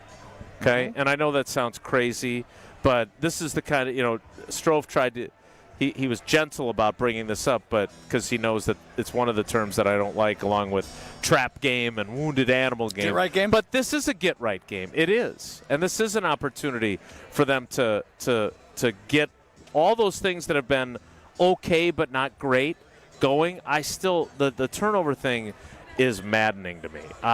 Because I really don't think that they've done a bad job of emphasizing it. And usually you get what you emphasize in the league. That's why it's a cliche, and they just haven't succeeded in that. It's tough to get interceptions, Jason, when it's 3rd and 5 and your corners are playing 9 yards off. Tough to get interceptions in those scenarios. Yeah, but you would think with the pressure that they should be able to generate, there'd be more sack fumbles. There hasn't been a single one of those. Yep. And Xavier McKinney, I was talking to him about this week, and I didn't find the space for it in my coverage at Channel 3000, but teams are avoiding him. Yeah. Mm-hmm. And I would say that today is a game where he's going to have to they won't be able to avoid him because they want to get the ball to their 2 best receivers, and he will have to be involved in defending that. It is game day. Are you heading up to Green Bay? Make a quick stop at Higher Love Cannabis Company, just over the border in Menominee, Michigan, less than an hour from Green Bay. Award-winning, locally owned, organically grown, the best in the Midwest. Visit findhigherlove.com/CBD. That's findhigherlove.com/CBD for more info. You saw Higher Love recently, didn't you? Did you drive past it? I did. Menominee, Michigan. The girls had a varsity golf tournament just across the river in Menominee. And I did not stop in. I was late to get to the course. Yeah. But I hear you mention them all the time. And I'm here to say it's not that long of a drive. It's a pretty really short drive if you want to make it. If you're up here in Green Bay, it's the best choice is Higher Love in Menominee. We continue the Jason Wilde Hour previewing Packers Bengals coming up right after this. It's Green Bay Game Day presented by Orthopedic Associates of Wisconsin. More Green Bay Game Day coming up on ESPN Wisconsin at 620 WTMJ. Now's the time to plan your total experience getaway to the Island Resort and Casino. With over 450 hotel rooms and a luxurious spa, relax in style before diving into nonstop casino action. Watch your favorite teams on the big screens and enjoy great food and drinks at T. McSee Sports Bar, or savor top-tier dining at Horizon Steakhouse. Then amp up your night with live music and comedy. Head to where the big game, big wins, and big fun come together. The Island Resort and Casino. Every family adventure begins with a vehicle you can trust. At Boucher Automotive Group, we're more than just a dealership, we're part of your journey. For over 40 years, Boucher has helped Wisconsin families find the right vehicle with service you can count on. Community is what fuels us too. That's why you'll see us supporting local schools, Little League teams, golf outings, and other causes throughout the year. From the first time you get behind the wheel to every service visit after, Boucher is there for all the miles and the memories that matter. The Boucher Automotive Group. We ride with you every mile. Pitch by pitch, inning by inning, game by game. Watching the Crew is a 162-game journey of grit, hard work, talent, and determination. Dave Spanel from Annex Wealth Management. We're with you on your journey as well. Your hard work and money deserve a partner like Annex for your investment, retirement, tax, estate planning as a fee-only fiduciary. Take the next step towards retirement you desire and begin the conversation soon. Head to annexwealth.com and click the Get Started button. Is back pain slowing you down? When it comes to spine care, you need specialized expertise. At the OAW Spine Center, their orthopedic care specialists provide the highest level of care for everything from herniated discs to spinal fusion. They start with the most conservative, non-surgical treatments like physical therapy and injections. If surgery is needed, minimally invasive procedures at the OAW Spine Center will get you back on your feet faster. With a focus on treating the source of the problem, they take a comprehensive, active approach to spine health, getting you back to the life you love. The OAW Spine Center. There is a difference. Visit OAWSpineCenter.com. That's OAWSpineCenter.com.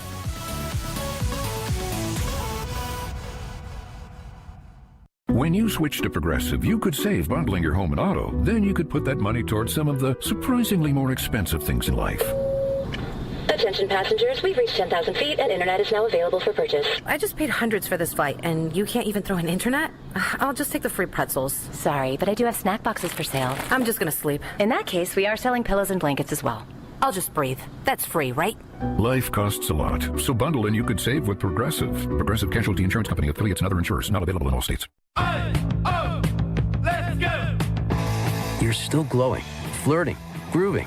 You've still got it. But your immune system weakens as you age, making it harder to fight flu, pneumococcal pneumonia, RSV, and COVID-19. Vaccines are a key part of any health routine and help strengthen your immune response. Ask your doctor or pharmacist which vaccines you need. Schedule in minutes at vaxassist.com. Sponsored by Pfizer.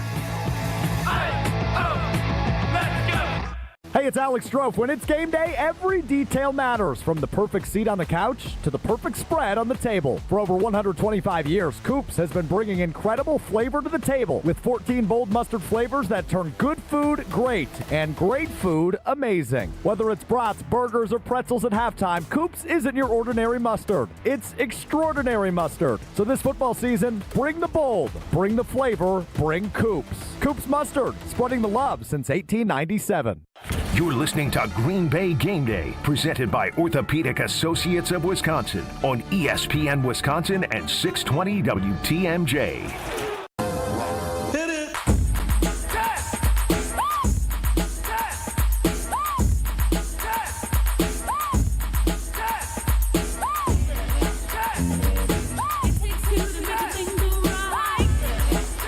Away we go. Continuing on, Green Bay Game Day, presented by Orthopedic Associates of Wisconsin. He is Gabe Neitzel with the baseball fidget toy in hand. He is the three-time Wisconsin Sports Writer of the Year, Jason Wilde.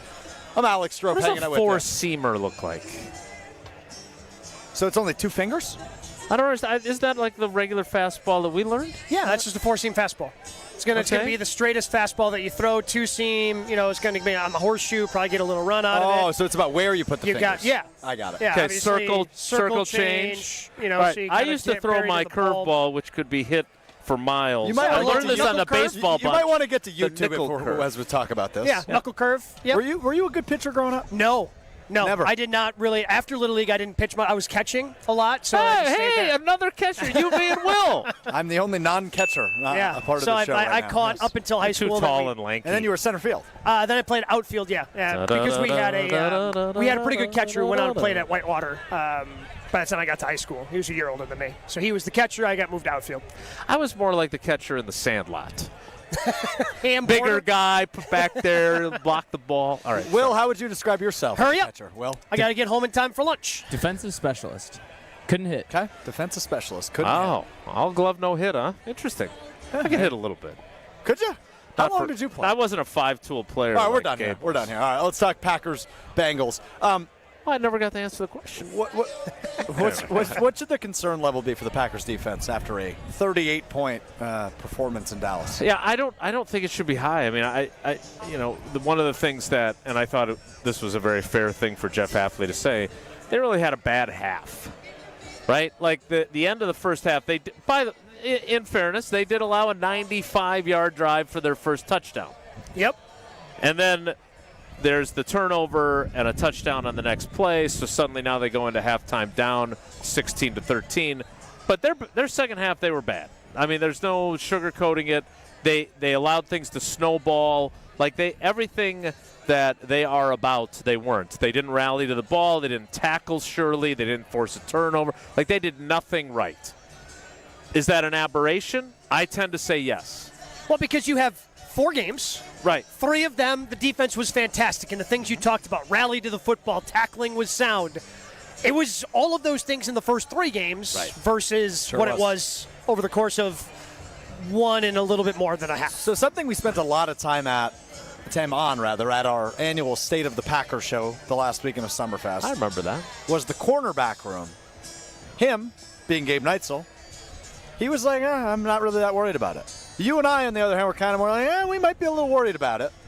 That was the case in Dallas. I would have drafted one, I thought. I mean, the draft board falls the way the draft board does. Yeah, you're not counting Micah Robinson from Tulane. Not in the 7th round, no. I thought they would do something a little earlier than that. They didn't. Again, maybe there were guys they liked that went off the board right before they picked. But they do lack a certain level of depth. Now, they are really excited about the jump that Javon Bullard has made, which is really valuable to their nickel because then you can play Nate Hobbs outside. When Nate Hobbs leaves with a concussion or he's in and out of the lineup like he's been, you can put Carrington Valentine out there. You don't necessarily have to worry about, we're not covered in the slot now. In fact, I think when all those guys are healthy, they want Javon Bullard to be the slot guy more than they want either the other two guys who have experience there. That said, how much of the Hobbs struggles are because of the knee injury? He missed time in training camp, and now he's got to come because he was known as this physical guy, and again, very limited action that he's seen because of the injury. I haven't seen that physicality. Yeah, that is a major part of him not being productive or on the field or physical, but at the same time, part of his game is also his detriment, right? He's physical in practices. He starts a fight being physical one day, and then a couple days later, he injures himself in a collision that shouldn't have occurred. Tausch teases me all the time about how I went and watched 3 games of him, but that's what stands out about him is that he plays a physical style. No one said, oh, my God, they're getting a shutdown corner. Mm-hmm. They're getting a guy who primarily played he wasn't even really a starter. No, he was their slot guy out in Vegas last year, but that was the thing that also Brian Gutekunst noted. Hey, he's a little bit more of a physical player. This is the type of defense we want to be. This is the type of defense we want to play, and that's why we went out and signed this guy. And look, Carrington Valentine had a very rough second half against the Cowboys. And he wasn't on the field much in the first half. Correct. He goes in because of the concussion and does not play well. That's a fair criticism. I still am more of a believer than a doubter when it comes to him. Yep. But that performance gave you reason to doubt. So they need him to play at a higher level. Look, today, I'm fascinated by today. The moment that news broke on Tuesday, which is the off day at Lambeau, and I'm at home with the cats and the dogs, and the girls are at school, and the zoo. Paula, and I was like, I audibly said, "Holy blank," and it was only me and the animals because everybody was gone. But because that changes everything. And I'm not saying that Joe Flacco waltzes in and he's the second coming of prime Aaron Rodgers. I'm not saying that, but they needed a guy who could get the ball to their 2 stud receivers without turning it over all the time. And now they have a guy that at least has and what I don't understand about, and we've got a bunch of Bengals fans here that are taking in the Thunder Trio. What I don't understand is what happened to Jake Browning. Because the last time Burrow was hurt, he played really well. He played very well.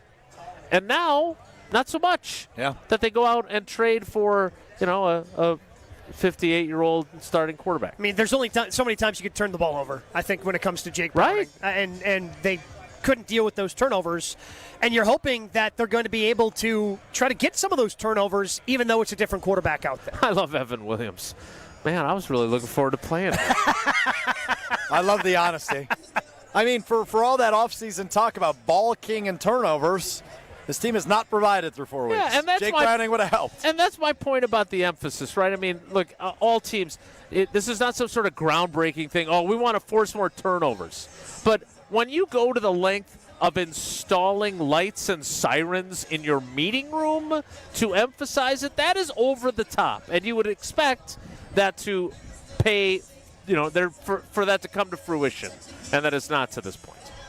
No, it really hasn't. But I'm still curious to see how those corners approach where they're lined up because, again, it was Joe Barry-esque the way that some of those corners were lined up in those situations, just giving away free first downs. And I understand being scared of the speed that George Pickens possesses, and I guess to an extent Kevontae Turpin, because they were also somehow terrified of him. Imagine what they would have done if CeeDee Lamb had been healthy. Right? But these two guys, they've got size, they've got speed, they're more complete packages than any of the 2 receivers outside of CeeDee Lamb that the Packers actually had to play in Dallas.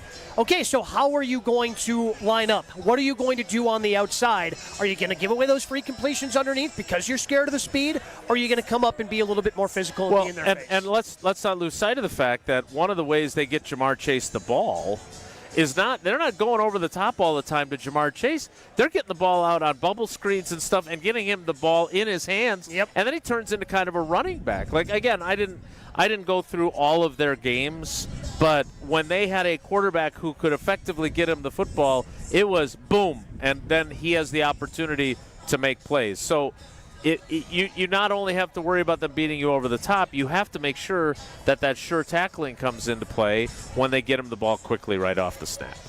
Yeah, that's the most interesting thing I am looking forward to on this defense is what lessons were learned, because as much as we talk about, and some players talk to you, Jason, about maybe the undefeated talk, maybe reading too many of the press clippings about how great and star-spangled awesome this defense is after 2 weeks, and I know Xavier McKinney was a little upset by that, but also, like, what happened to Jeff Hafley?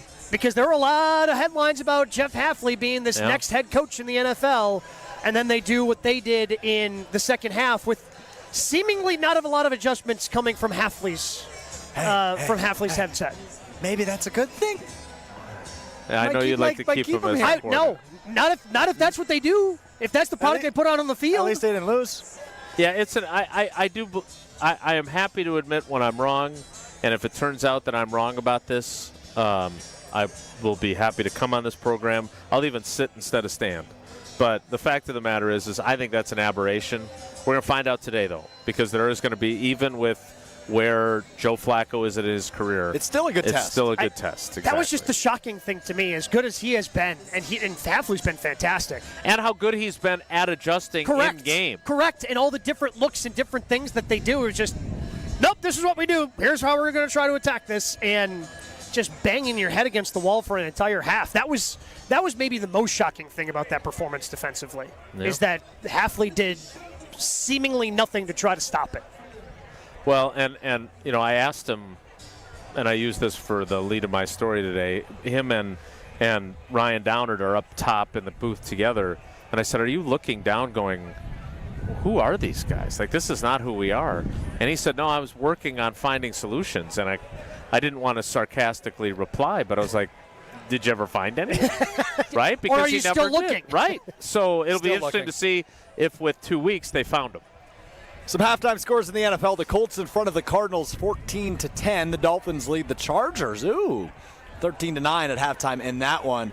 Drake May has 3 touchdown passes at halftime. 22-16, the Patriots lead the Saints. Halftime in Pittsburgh, Aaron Rodgers and the Steelers leading the Browns. No touchdowns in that game, 9-3. Cowboys on top of the Panthers, 17-13.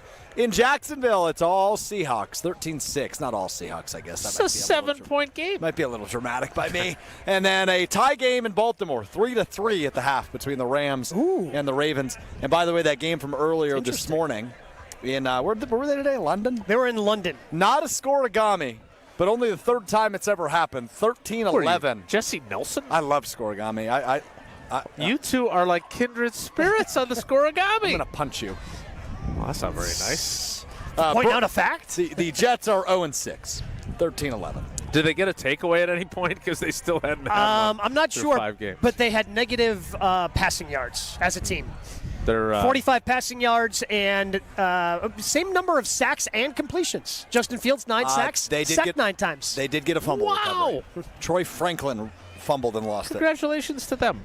Happy for them at 0-6, and Aaron Glenn, their head coach. Hey, being good is right, isn't it? It's even better on Prize Picks. Download the Prize Picks app today. Use my code GKB.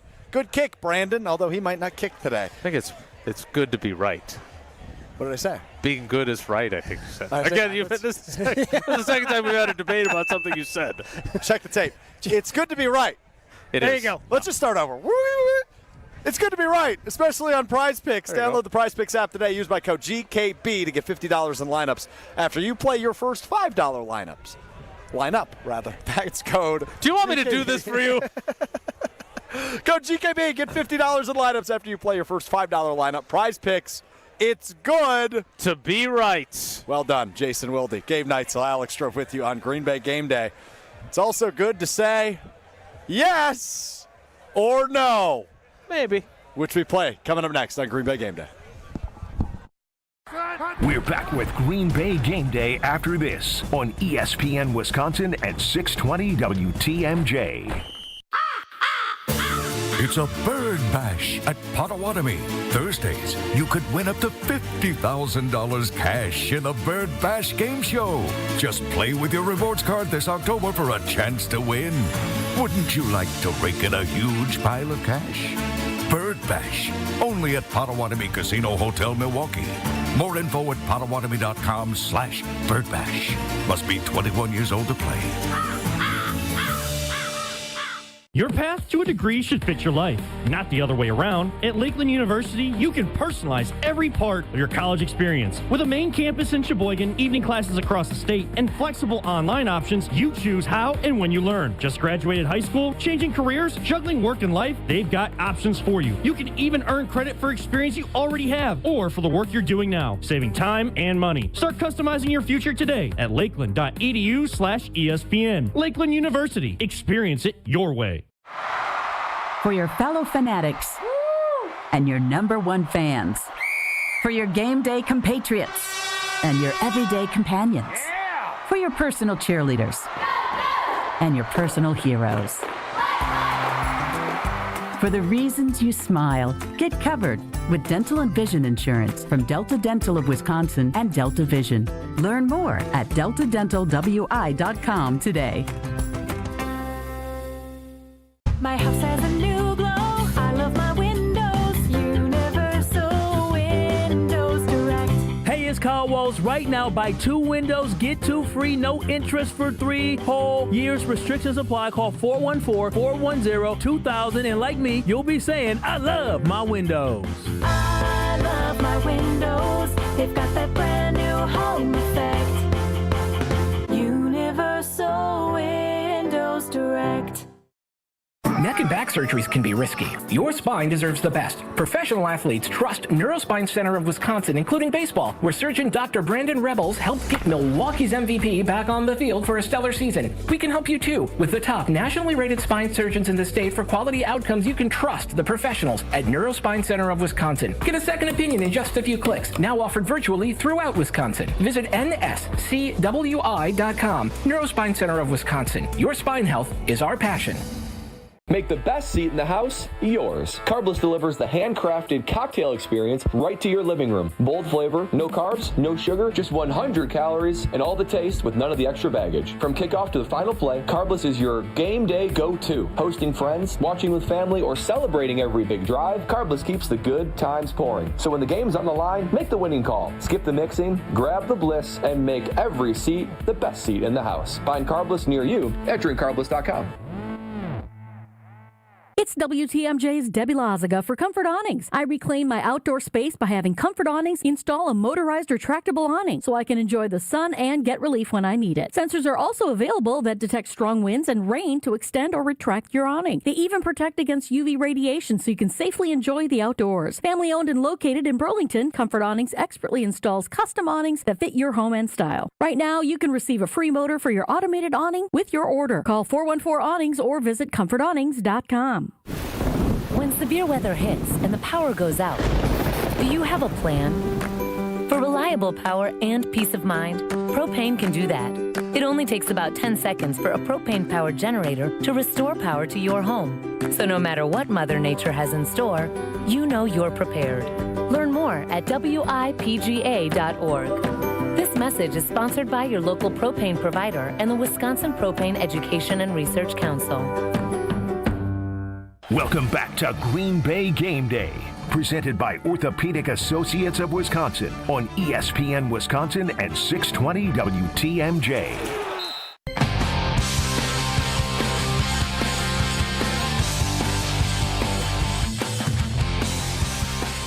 Hey, being good is right, isn't it? Oh, no. Being good is right. Hey, being good is right, isn't it? It is. Well, that was unnecessary. No, it was totally necessary. Green Bay Game Day presented by Orthopedic Associates of Wisconsin. Look, it's completely understandable. Yesterday was a huge day. I'm tired. Yeah, you're a little tired. You know, had to drive all the way up here after a big emotional win for the Brew Crew last night. So, yeah, some mistakes are going to be happening over the course of 3-hour Green Bay Game Day. But I like to think I'm better than that. But you're not. Well, I hate to break it to you. The audio evidence says you're not. Hey, being good is right, isn't it? By the way, it is right to be good. That's the right thing. Be good, take care, be good. That is a directive you got. There you go. Yeah. So there you go. All right, it's also good to be hemming, hawing, and hedging when you play yes or no. Will today be the day there are black and white answers from our most respected journalist? Possibly. No. I think we shouldn't be greedy. Maybe. You would certainly hope so. It's time for Yes or No with Jason Wilde. Yes or no time with Jason Wilde here on Green Bay Game Day. Alex Strouf, Jason Wilde, Gabe Neitzel with you at the Tundra Trio just outside of Lambeau Field. Let's start here. Yes or no? Rashawn Gary has a sack today. Yeah, I'm not sure. You would think that you look at what he did. Oh, thanks. You look at what he did the first 3 weeks, and you're like, yes. You look at the fact that he was a total non-factor. You can't have this. I'm holding it now. Sounded a little bit of a parrot there, didn't I? Mm-hmm. This is mine. But I don't understand. Like, one of the things that's been great about him is the way he has taken advantage of Micah Parsons' presence. And the fact that he was a non-factor in that game. Now, Dak Prescott got the ball out quick. Fine. That's great. They did not bust, despite having, I think, 2 missing offensive linemen. They didn't bust the protection like Cleveland did on one of his sacks when no one blocked him. So maybe that's part of it. But, look, if they're going to be successful today, the answer needs to be yes. He will. But I don't know. That's the most of an answer I've ever gotten from you. No, I've been closer before. I feel that he's just one of those interesting guys where I over 7 years, I haven't been able to get a feel for him in terms of the player he is on the field. I agree. Because that I agree with. Yes. That you take a look at what he did the year he had 9 sacks, and he had 3 sacks in 3 different games and didn't have one after Thanksgiving and couldn't get to the double-digit sacks. It's like, okay, that's interesting. And then he has the ACL injury. He plays better early than he does late. And there are times where he just absolutely disappears. You were hoping because, yes, he had the sack against Cleveland where nobody blocked him, but he also had some sacks in the first 2 games inside Lambeau Field where he was beating guys, and he just looked like, oh, man, this guy's getting one-on-ones all the time. He is going to eat. And he had plenty of one-on-one opportunities against the banged-up offensive line and was stonewalled and didn't even get close to sniffing anything. I understand Dak was getting it out quickly, but Micah was still getting pressure despite being double-teamed at times. Good so point. The fact that you got no pressures out of Rashawn, this might be the only player I can say 7 years in I just don't have a feel for. And that's the difference between a true field-tilting player and us, myself included, wanting him to be that guy. They're drafted in the same spot in different drafts. Like he hasn't been a colossal disappointment, but if he needs a running mate of that caliber, then when he has one, there has to be more production than what they get. Yeah, my biggest issue with Rashawn over the years is they think, and the Packers have treated him as an A player. Correct. They paid him as an A player. Yes, they did. He might be a B player because of the things we just discussed. All right, this next one, I think you have to give me a yes or no. You're going to find a way around it, but I think you have to. I don't think you have to do I anything. was about to say, first of all, Jason doesn't have to do anything. Second of all, whose team are you on? His. Oh. I thought that was obvious. It wasn't, actually. So you've done a good job. Appreciate that. All right, yes or no, the Packers will have their ideal starting 5 offensive linemen today. How is that possibly a question that I'm definitely going? If you asked that question at 156, I would have had no choice but to answer Correct. yes or no, because then we'd have the inactive list. But we are under the impression Aaron Banks is playing. We are under the impression Zach Thomas playing. We are under the impression Rasheed Walker is playing. Yes? Potentially. I can't win. But you definitely can't. It's good to be right, though. He walked off camera. That's awesome. Don't let him back in now. Look, they're hoping that all 3 of them are available. But let's take, for example, we were all in our respective places with sunshiny faces at the time. But think back to that edition of this program on the day they played Cleveland. We were all flabbergasted, stunned when, Zach Tom is active?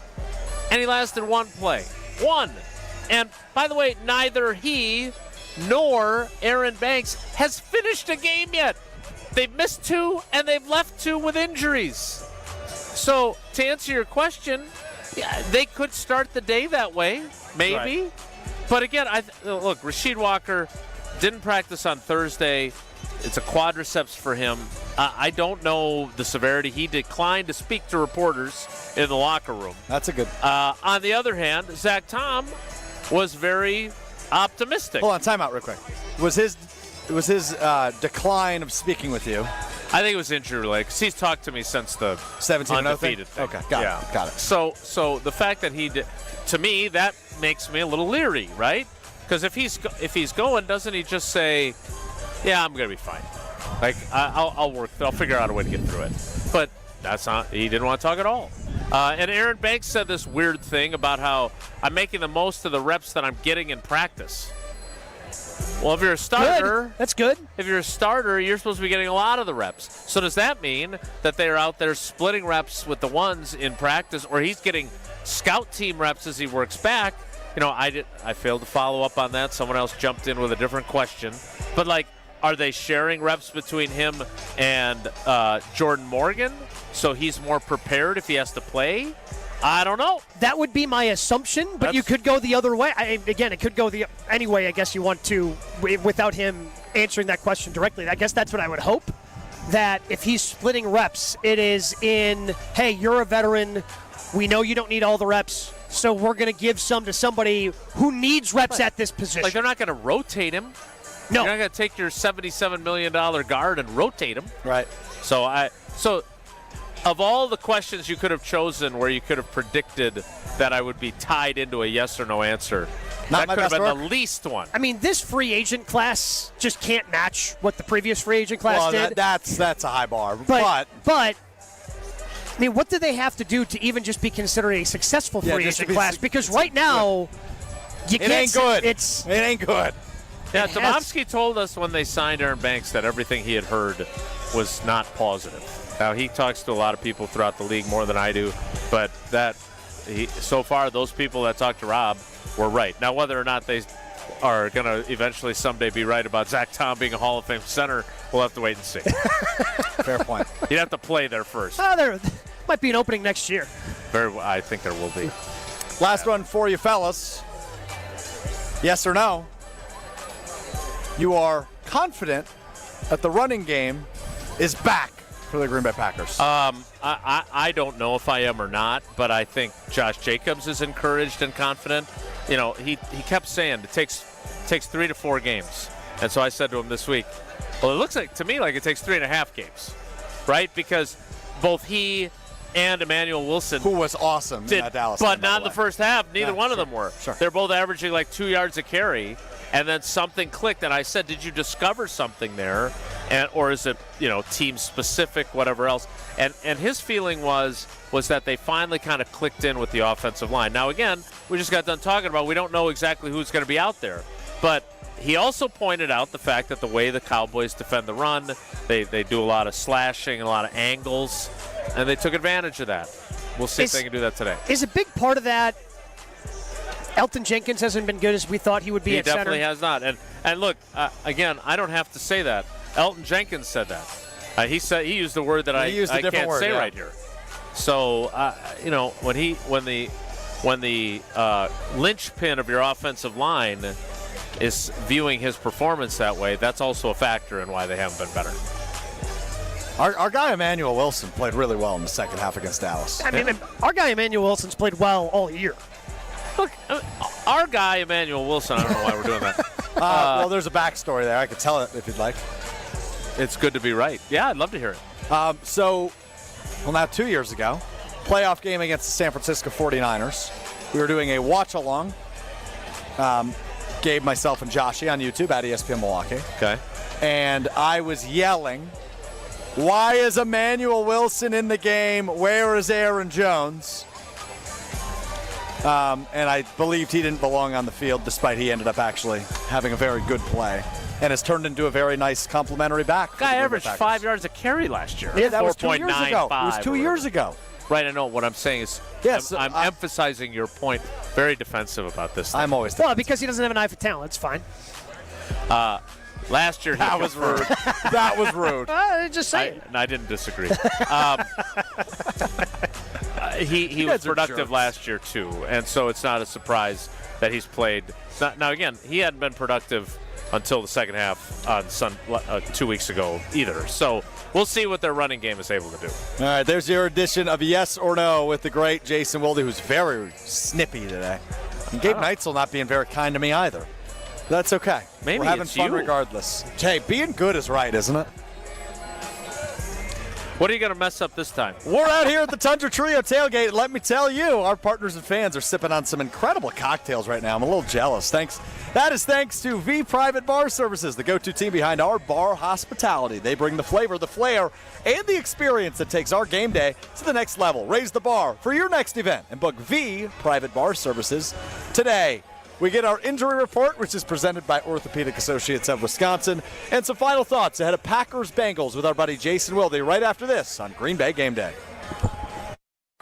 We're back with Green Bay Game Day after this on ESPN Wisconsin and 620 WTMJ. Is back pain slowing you down? The OAW Spine Center offers specialized care with advanced treatments for herniated discs, spinal fusion, and more. Their board-certified orthopedic care specialists use the least invasive methods, starting with non-surgical options. If surgery is needed, they provide minimally invasive procedures. The OAW Spine specialists focus on getting you back to an active lifestyle faster. The OAW Spine Center. There is a difference. Visit OAWSpineCenter.com. Now's the time to plan your total experience getaway to the Island Resort and Casino. With over 450 hotel rooms and a luxurious spa, relax in style before diving into non-stop casino action. Watch your favorite teams on the big screens and enjoy great food and drinks at T. McSee Sports Bar, or savor top-tier dining at Horizon Steakhouse. Then amp up your night with live music and comedy. Head to where the big game, big wins, and big fun come together. The Island Resort and Casino. For over 40 years, the Boucher Automotive Group is proud to have served Wisconsin with dedication and heart, one customer at a time. But we knew we could do even more.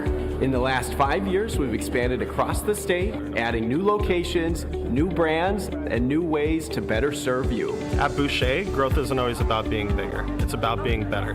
Better selection, better service, better experiences. Where you're going matters, and Boucher is driven to get you there. The Boucher Automotive Group. We ride with you every mile. Ready for the snap, and a timeout taken. The team looks a little bit lost. Let's bring in Gina Della from Pella. What's the winning game plan this month? Wayne, the winning play is simple. A whole house of new windows as low as $297 a month with 0% interest for up to 60 months. Wow, that's a drive you can sustain for years. No penalties, no interest. A championship move from Pella Windows and Doors of Wisconsin. No doubt, Wayne. And unlike the opponent's defense, Pella Windows actually stopped the drafts. The draft picks we gave up for number one had to be the steal of the century. True, but I'm talking about replacing all drafty windows. Roger that. With energy-efficient windows that keep the cold out, you'll stay as toasty as a fan at a warm weather preseason game. Pay as low as $297 a month for a whole house of new Pella windows. Plus, with 0% interest for up to 60 months, don't sit on the sidelines, folks. Make your move today. Schedule your free consultation today at PellaWI.com. Certain restrictions apply. 10/31/2025. Turn your driveway into the basketball court of your dreams with Precision Sports, Southeastern Wisconsin's dealer for Mega Slam, Ironclad, and Dominator hoop systems. From installation to customizable painted court lines, Precision Sports is a slam dunk. PrecisionSportsOnline.com. Life's better with American Family Insurance because we know you love working weekends. If it means working on your dream home, both inside and out. And we're here to help protect those dreams so you can enjoy peace of mind. Save up to 40% when you bundle home and auto. American Family Insurance. Get a quote and find an agent at amfam.com. Products not available in every state. Some exclusions apply. American Family Mutual Insurance Company SI and its operating company 6000 American Parkway, Madison, Wisconsin. The NBA season is officially here, and we're going hard from start to finish. Every player is showing out. All 30 teams are locking in.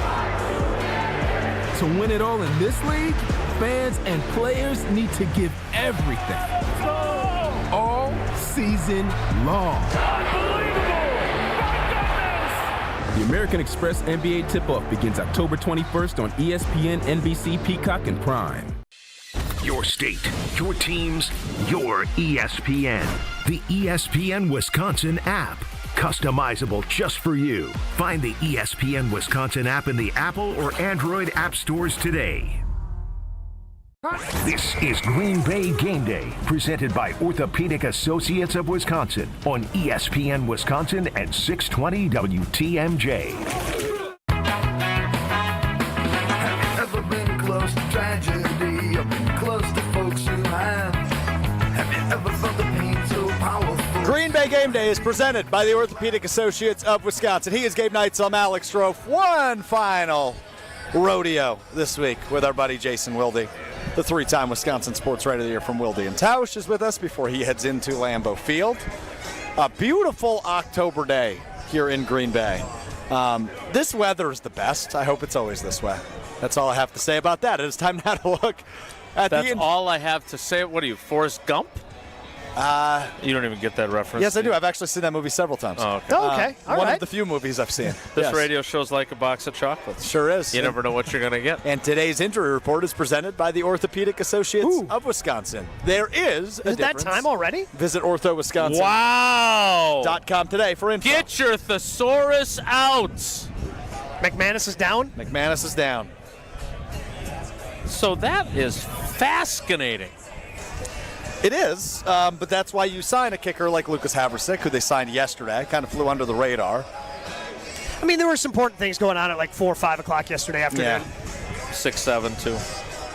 The only other inactive that's really worth noting is defensive lineman Devontae Wyatt. That was expected, as But was he was already ruled out. Yeah. Anthony Belton, same thing. Poor Kamal Haddon, he's the only healthy scratch. Which he has been, I believe, every game this season. Yeah. So Brandon McManus No, he played in one. Will not be kicking today. He will not be. Lucas Haversick. So do you think it's just that the leg injury never got better the way it did? Because McManus had talked about, and again, I think any sort of perceived disconnect between McManus and LaFleur can easily be explained by the injury happened Wednesday at practice. LaFleur talked Thursday. Didn't talk after practice, talking before practice, right. And then McManus talked after practice on Thursday where he's like, well, no, here's really what's going on. Here's how I feel. Except then on Friday, LaFleur got in his zinger about I need to bring my thesaurus.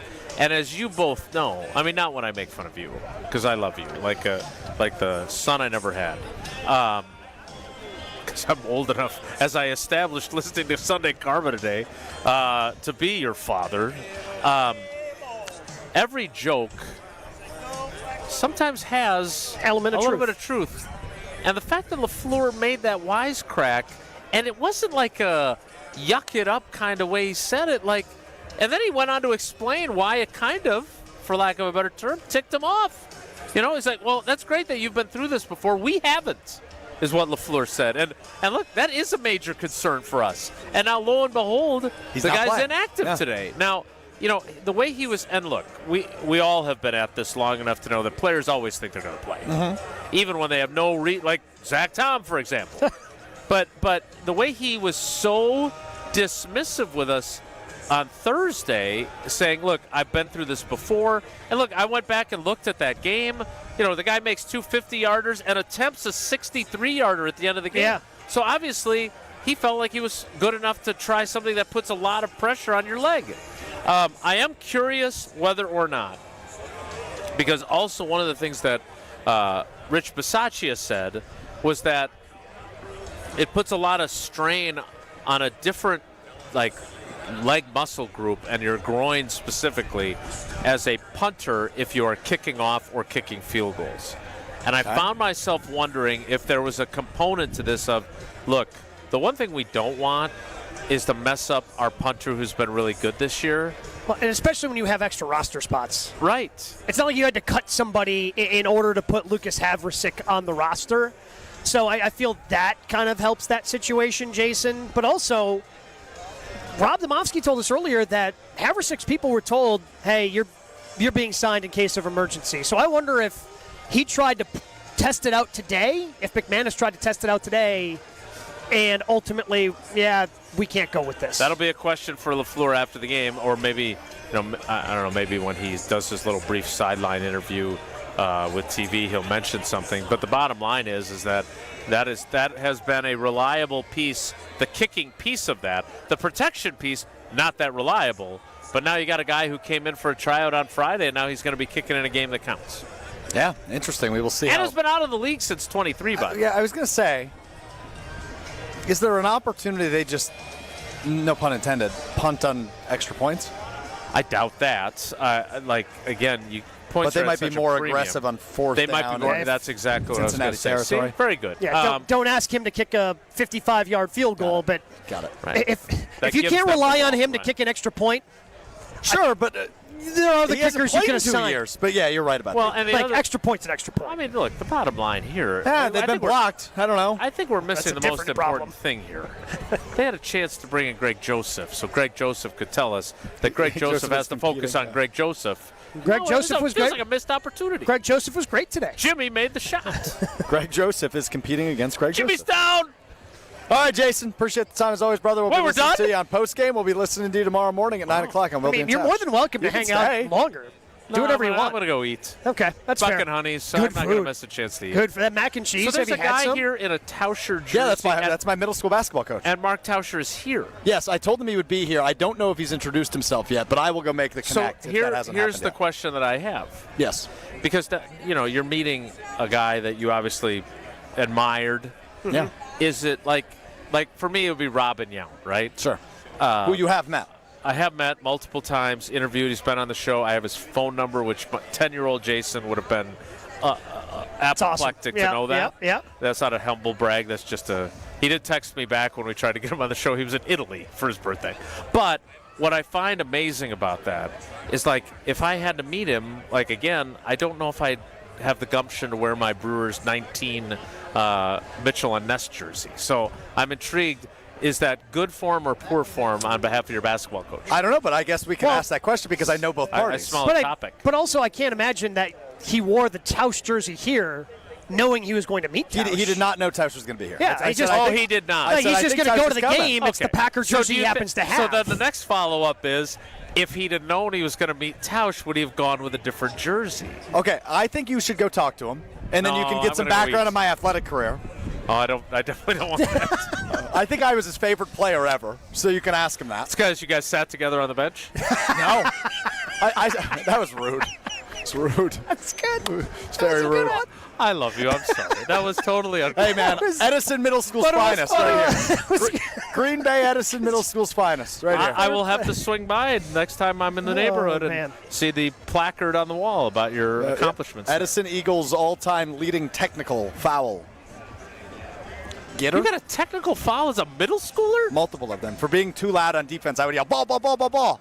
Yeah, he'll tell you that story. It's one of his favorite stories. I'm definitely not going over there now. Okay, that's fair. All right, we talk about our heroes of the game. We'll do the network health. I Need a Hero coming up next in the 2 o'clock hour, hour 3 of Green Bay Game Day, presented by Orthopedic Associates of Wisconsin, right after this. Stay right here. Green Bay Game Day will be right back on ESPN Wisconsin and 620 WTMJ.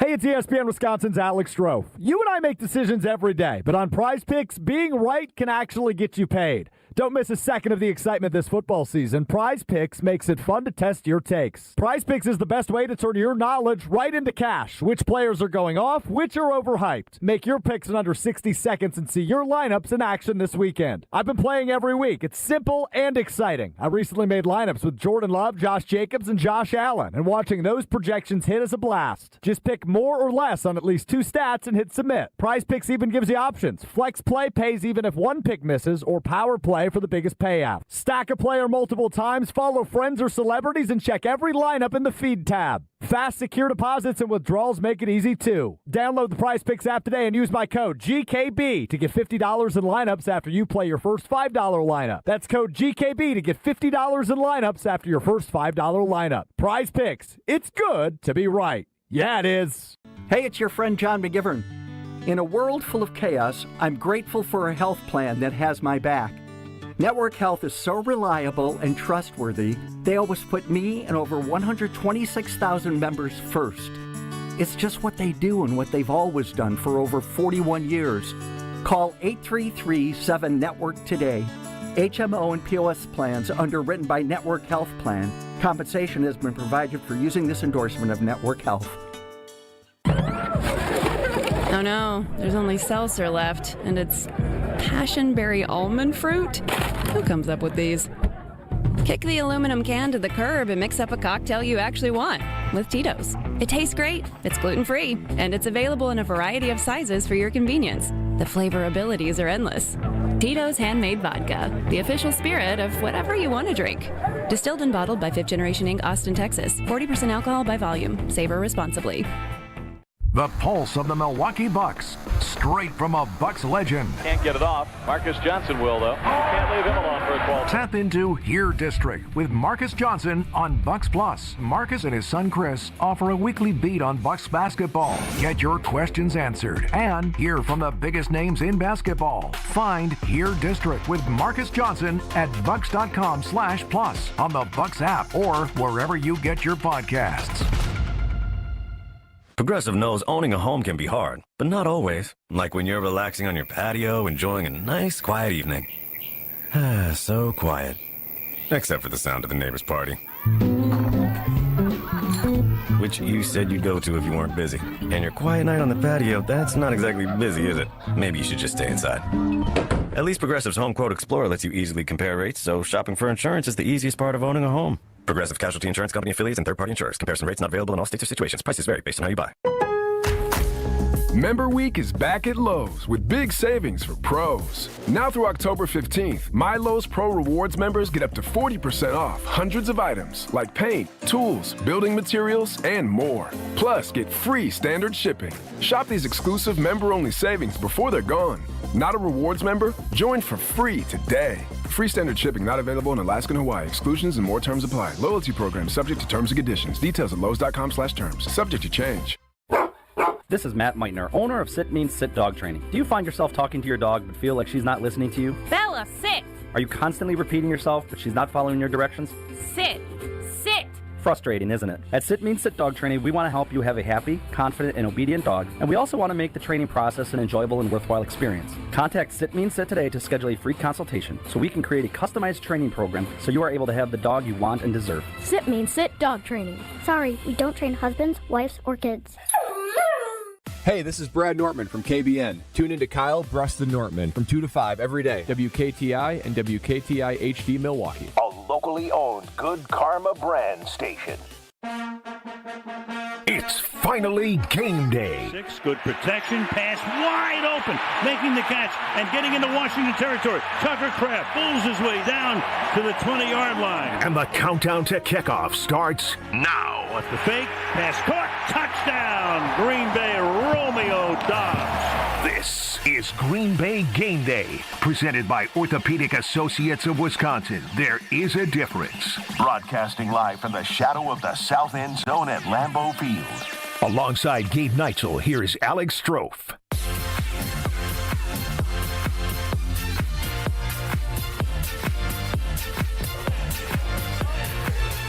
Let's go, almost game time. Green Bay Game Day presented by Orthopedic Associates of Wisconsin. Alex Strouf, Gabe Neitzel with you live from the Tundra Trio just outside of Lambeau Field. Ahead of Week 6 kickoff on a beautiful October afternoon. The sun has come out to play, Gabriel. It is beautiful out here. Gorgeous outside right now. Like when we joked with Steve Scaffidi when he joined us earlier because usually he likes to sit inside with his club seats that he has. I think he'd be sitting outside today and enjoying what is an absolute spectacular day. Should be great for football. Although I am looking at those flags, the ones that are in the parking lot. Yeah. There's a strange W flag out there in the parking lot that it's certainly a decision to waive. And you're that not one. talking about the Wisconsin I'm not W. talking about the Wisconsin one, which, again, I understand. Also an interesting decision to waive that one today. But I'm talking about the one right below it. That is the Cubs W flag. That was a decision to fly that. And also the ones on top of Lambeau. We know how the winds like to swirl inside Lambeau Field. And honestly, that's something I am now suddenly concerned about with having Lucas Havrasik as the kicker for the Packers. That is a concern. Again, extra points I'm fine with, but if you're asking him to kick a 40, 45-yard field goal, is he going to be able to navigate the swirling winds of Lambeau Field the way Brandon McManus has in his first now just about a year with the Green Bay Packers? Yeah, I guess you're right. It has been a year now, hasn't it? Right around this time.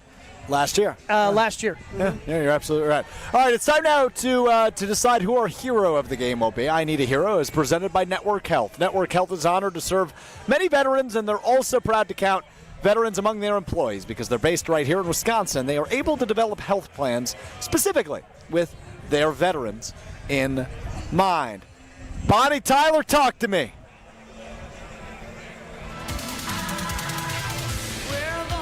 This is such a terrific song. If you are in a bad mood, just turn this song on, and you cannot. You cannot be in a bad mood and listen to this song. Several years ago, a fast food chain had gyros on their menu. Yeah. And they did an advertisement that ran for, it felt like forever. Correct. Where this song would play. Yep, and then Euro. Yep. Euro. It was always very funny. Anyway, you're a hero of the game, Gabe Neitzel. Off that side tangent. But Euros. I might be hungry. I think it's a game where when you take a look at what this Bengals offense has done, they haven't done a ton running the football with Chase Brown. So they brought in Joe Flacco because they want to be able to throw the ball and get in the hands of Jamar Chase, T. Higgins, and take some shots down the field. Yes, you want to get those quick passes off.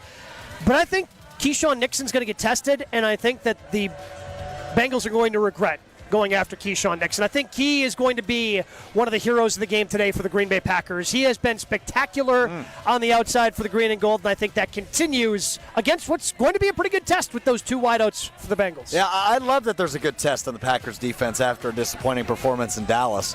And that is a really fun part of this game for me and a big storyline to keep an eye on in this game. So I love your pick on Keyshawn Nixon. You saying he elevates and delivers today back on their home field at Lambeau Field for the Green Bay Packers. I'm going to go on the other side of the ball, and I'm going to keep it nice and simple. Josh Jacobs is going to be my hero of the game. Still kind of waiting on that big-time full game for him here in 2025. Obviously, a really nice second half for him in Dallas. But I just want to see the Packers pound the freaking rock, man. And I feel like, Trey Hendrickson aside, this is a defense who can do that again and really boost his confidence.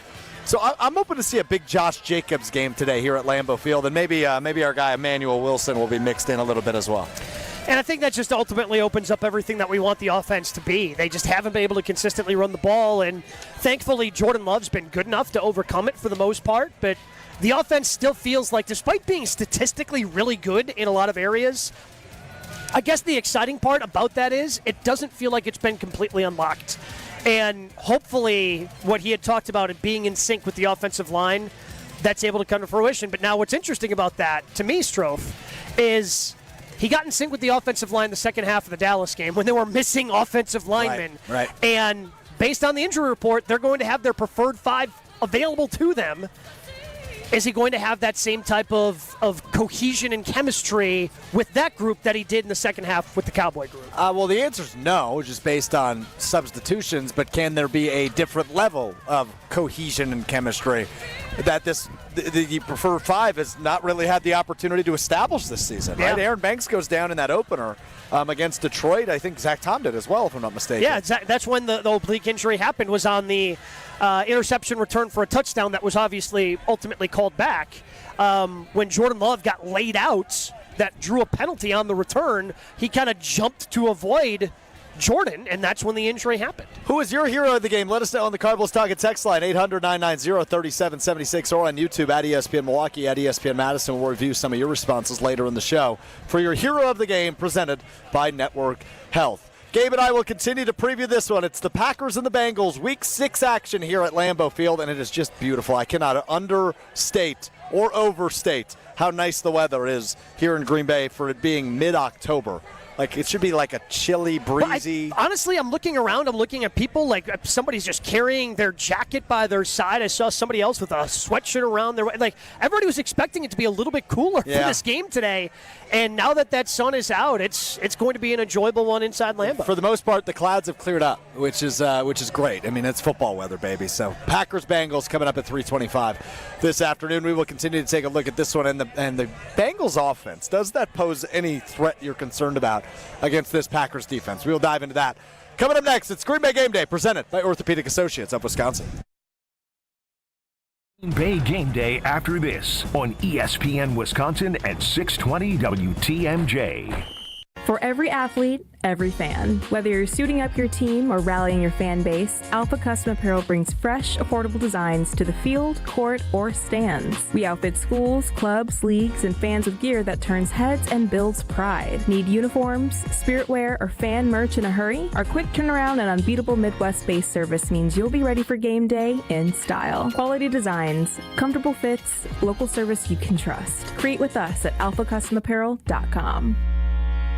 I've been to my fair share of green and gold games, and the best way to get there is with Accutrans Group. At Good Karma Brands and ESPN Milwaukee, we use Accutrans Group to get our partners to and from Green Bay, and it's always first class. From stadiums to concerts and tailgates, your game day fun starts the moment you step on board. Sit back, relax, and let their professional chauffeurs handle the traffic while you enjoy the ride. Accutrans Group is Milwaukee's premier ground transportation, available 24/7 with sedans, SUVs, limos, vans, and buses. Book today at AccuTransGroup.com. How much does it cost to talk to Gruber Law Offices after a serious crash? It's free. Yes, free. As in, it won't cost you anything to speak with us. Not sure if you have a case? Call our team at Gruber Law Offices today. Your first call and your first consultation are always free. And you'll never pay us a fee until we win your case. If you've been seriously injured, call Gruber Law Offices. One call, that's all. At Heart of Canal Street, for over 30 years, our hearts have been set on making a difference for children in our community. Now through December 10th, we invite you to share your heart by playing the Canal Street Bingo game at Potawatomi Casino Hotel, Milwaukee. Every time you play this special bingo game, you're helping to raise funds for children's charities in southeastern Wisconsin. Learn more at potawatomi.com/heart. When severe weather hits and the power goes out, do you have a plan? For reliable power and peace of mind, propane can do that. It only takes about 10 seconds for a propane-powered generator to restore power to your home. So no matter what Mother Nature has in store, you know you're prepared. Learn more at WIPGA.org. This message is sponsored by your local propane provider and the Wisconsin Propane Education and Research Council. Sundays are for football and carbless. Born in Wisconsin, carbless handcrafted premium cocktails are packed with flavor, not sugar. 0 carbs, 0 sugar, just 100 calories, and gluten-free. Whether you're tailgating in Green Bay or calling the plays from your couch, carbless is the cocktail that's always game day ready. Crisp, clean, and crafted to win. This season, drink like a champion. Drink carbless, a proud partner of the Green Bay Packers. Hi, this is Michelle Voskel, CPA and team member at the Neal Group. You may have heard Congress pass the One Big Beautiful Bill, which President Trump campaigned on. Leaving the non-tax parts out, what does the new law mean for business? To be honest, less than you think. There are larger deductions for purchasing equipment and other fixed assets in the year of purchase. The Qualified Business Income Deduction, or QBID, is now a permanent deduction for partnerships and S corporations. Remember the 1099-K back and forth? The minimum amount for issuing 1099-Ks, which are typically from credit card companies or e-commerce sites like Amazon or Shopify, will now be $20,000. Call us now for a free consultation to see how you may be affected by the new law. Call 414-325-2040 now. You earned it. We help you keep it. That's 414-325-2040 or nealgroup.net. You're listening to Green Bay Game Day, presented by Orthopedic Associates of Wisconsin on ESPN Wisconsin and 620 WTMJ.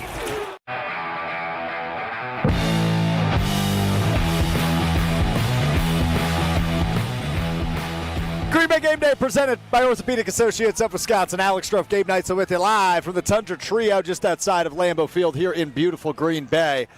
At a Packers-Bengals, these two teams will lock horns in a Week 6 NFL matchup. And it's something we talked about a little bit with Wilde, Gabe, but it seems every time these two teams meet, something weird happens.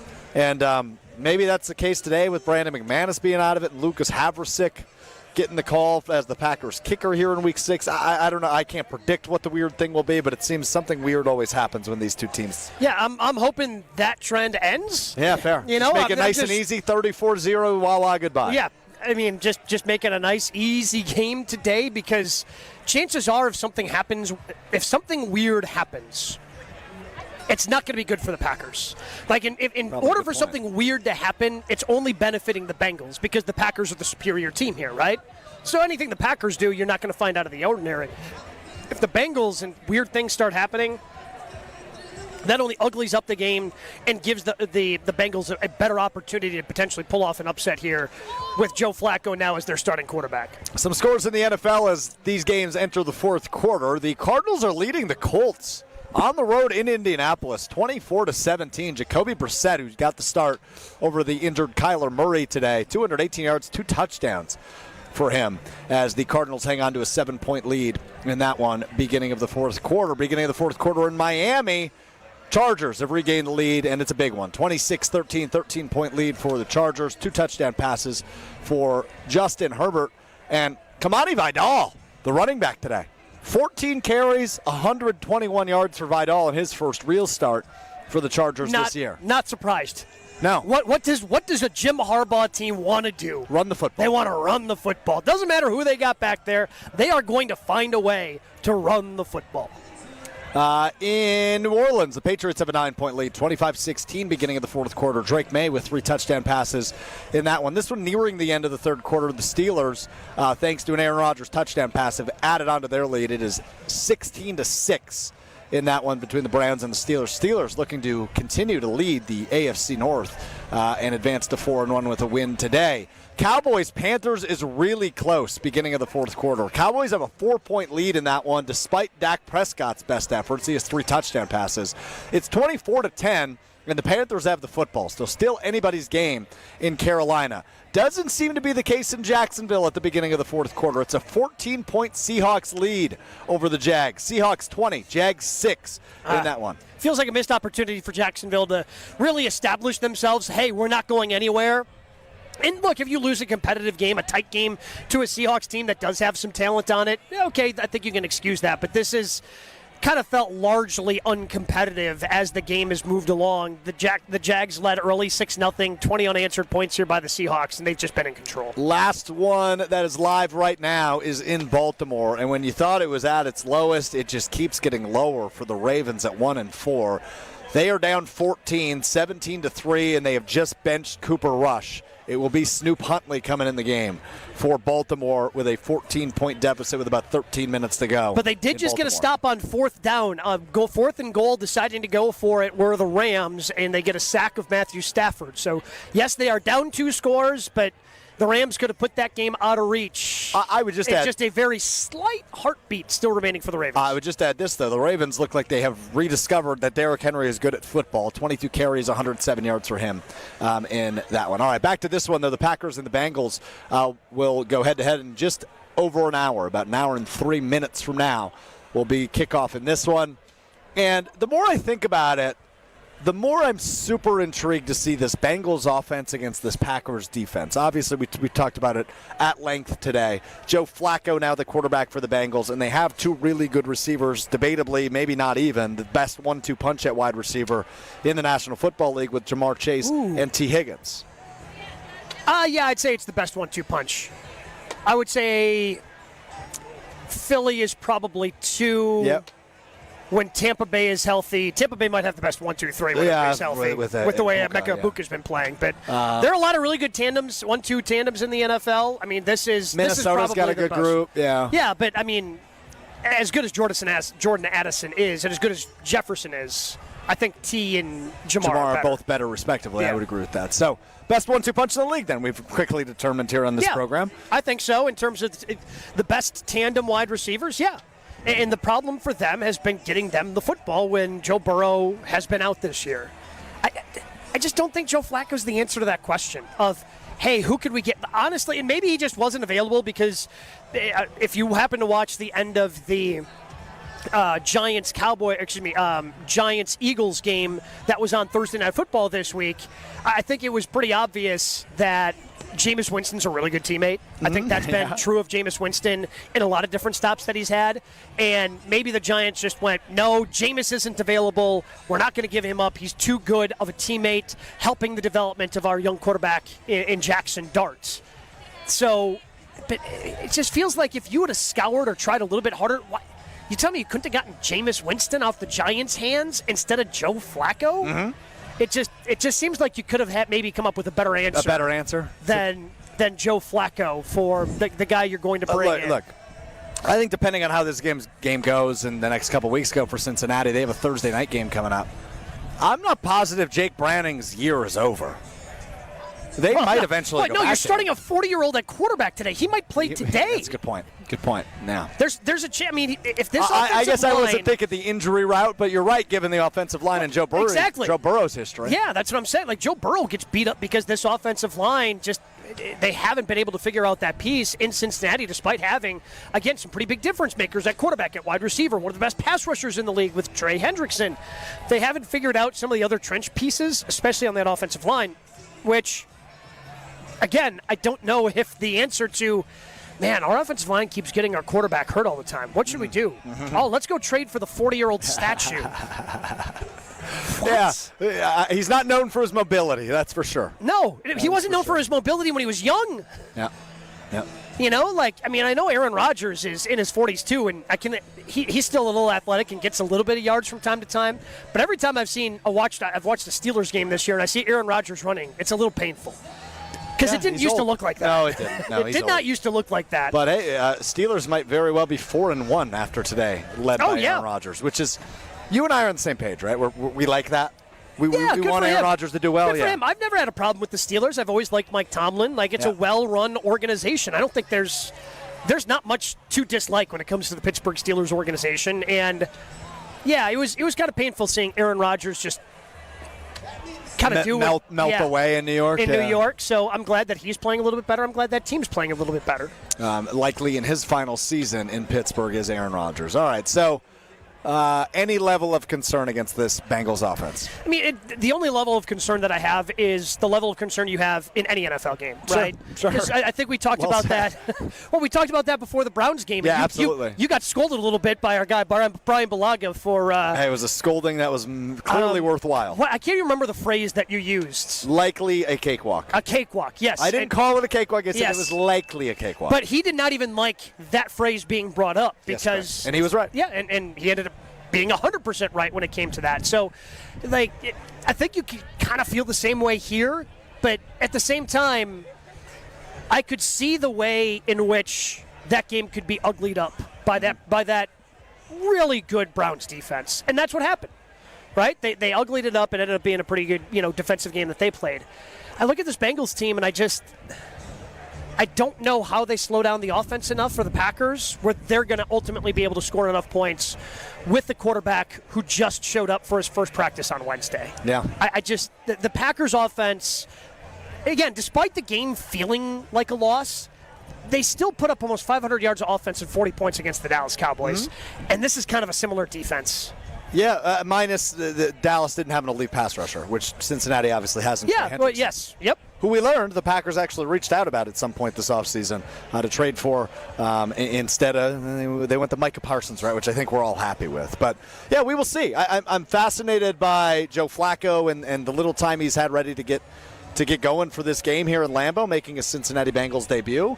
I'm fascinated by those receivers because I do think if there's – if we were to power rank, Gabe, the players on the field today that could take over a game. Yep.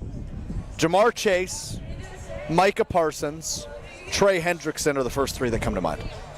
I think the Bengals have two and the Packers have one in the top three. Yeah, but the problem with Jamar Chase is in order for him to take over the game, somebody has to get him the football. Yeah. And that's the problem. Like Trey Hendrickson, Micah Parsons, they can just take over a game doing their own thing. Jamar Chase could be running free, wide open all afternoon in the Packers secondary, and if Joe Flacco can't get him the football, none of it matters. Yeah, you're right. Right? So that's the good news, I guess, when it comes to Jamar Chase, because he's going to get open a couple of times. Mm-hmm. It's what he does. It's why he's one of the highest paid wide receivers in NFL history. But I just think the Packers are going to be able to get a pass rush there, and getting rid of the ball quickly, Yeah, you're going to be able to do it on occasion, but I don't think you're going to be able to do it almost exclusively and expect to stay in this ball game. And I think the Packers are going to be able to get the pass rush that we saw in the first 3 games that was missing against the Cowboys. Green and gold fans, it is game day. Kick off your tailgate with Bacardi. Whether it's a Bacardi and Cola, lime and soda, or spiced and cola, Bacardi is your game day go-to. Grab a bottle at your local retailer. Live passionately, drink responsibly. Bacardi USA, Miami, Florida. Rum 40% alcohol by volume. All right, we've got some trivia to hit. We've got 1 calls to make. We've got a bunch of other stuff to hit. Best bets. We've still got a full show ahead of us as we are just under now an hour away from kickoff between the Packers and the Bengals.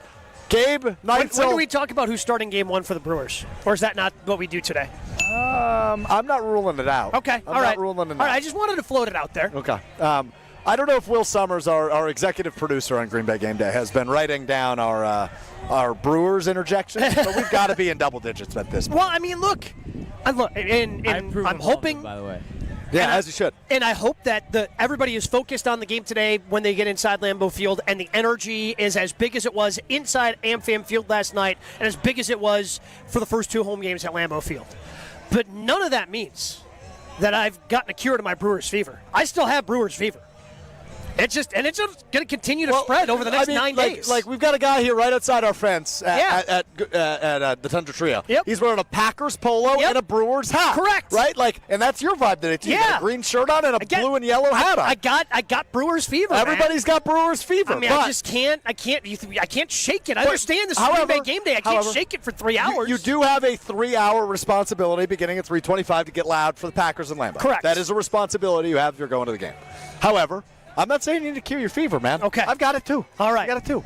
And the cure is not cowbell. Quinn Priester? Yeah, it's Quinn Priester. Okay, all right. It's Quinn Priester. We're on the same page. All right, more Green Bay Game Day right after this. Stay right here. Green Bay Game Day will be right back on ESPN Wisconsin and 620 WTMJ. When it comes to joint replacement, you want the best care available. The Orthopedic Surgery Center in Pewaukee is a leader in joint replacement, offering same-day surgery with advanced technology. Their team of experts specializes in knee, hip, and shoulder replacements, using the latest techniques to minimize pain and recovery time. The team at Orthopedic Associates of Wisconsin can get you back to what matters, living pain-free. Total joint replacement. There is a difference. Visit orthowisconsin.com. Hey sports fans, looking to level up your next private event? V Private Bar Services is your game changer. Move beyond the ordinary. V Private Bar Services crafts custom cocktails tailored to your brand and your guests' tastes. Imagine a bar experience that's as unique as your business.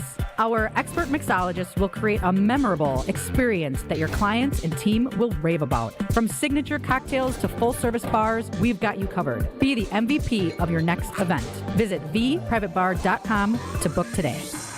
Dave Spano from Annex Wealth Management. It didn't seem like it when the season started, but we've watched the crew become a great team. We're just as proud of the team here at Annex. I'll put the Annex team up against anyone when it comes to what we do. Investment, retirement, tax, and estate planning. If that's what you're looking for, let's talk soon. AnnexWealth.com. Click the Get Started button. In the meantime, let's enjoy championship baseball in Milwaukee. Milwaukee College Prep, redefining what's educationally possible so more children can pursue their dream. Join me, Craig Karmazin, and Milwaukee College Prep Thursday, October 23rd at Venue 3 at the 3rd Street Market Hall, and take a stand in closing the opportunity gap for Milwaukee scholars. Your support means quality education is accessible to over 2,000 scholars in Milwaukee. Enjoy food, drinks, and a chance to learn more. Purchase tickets at 2025 takeastand.givesmart.com. That's 2025 takeastand.givesmart.com.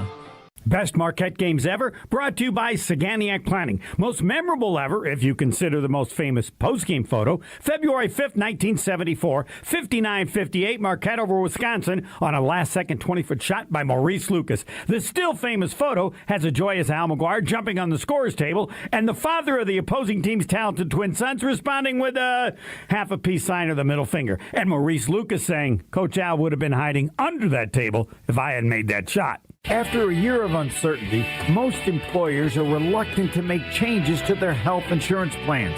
A level funding medical insurance plan may be the answer you've been looking for. Find out how a level funding plan can cut your costs. For more information, call Eric Pearson at Saganiac Planning, 262-783-6161. Eric Pearson, level funding. Saganiac Planning, a name synonymous with employee benefits and top-notch service.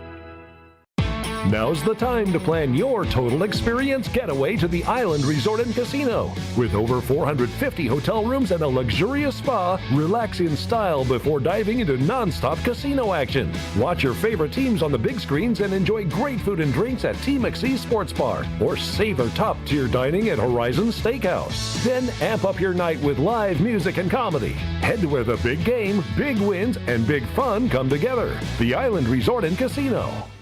Your neighbors are talking. Did you see their siding? Yikes. That drafty window? It's basically air conditioning. From nature. Don't be the scary house on the block this fall. Call Exterior Pros and Baths and get $3,000 off your roofing, siding, windows, or bath project. No tricks, just treats. That's 262-800-4274 or click your way to extpros.com. Fall in love with your home again. Trust the pros. You're listening to Green Bay Game Day, presented by Orthopedic Associates of Wisconsin on ESPN Wisconsin and 620 WTMJ.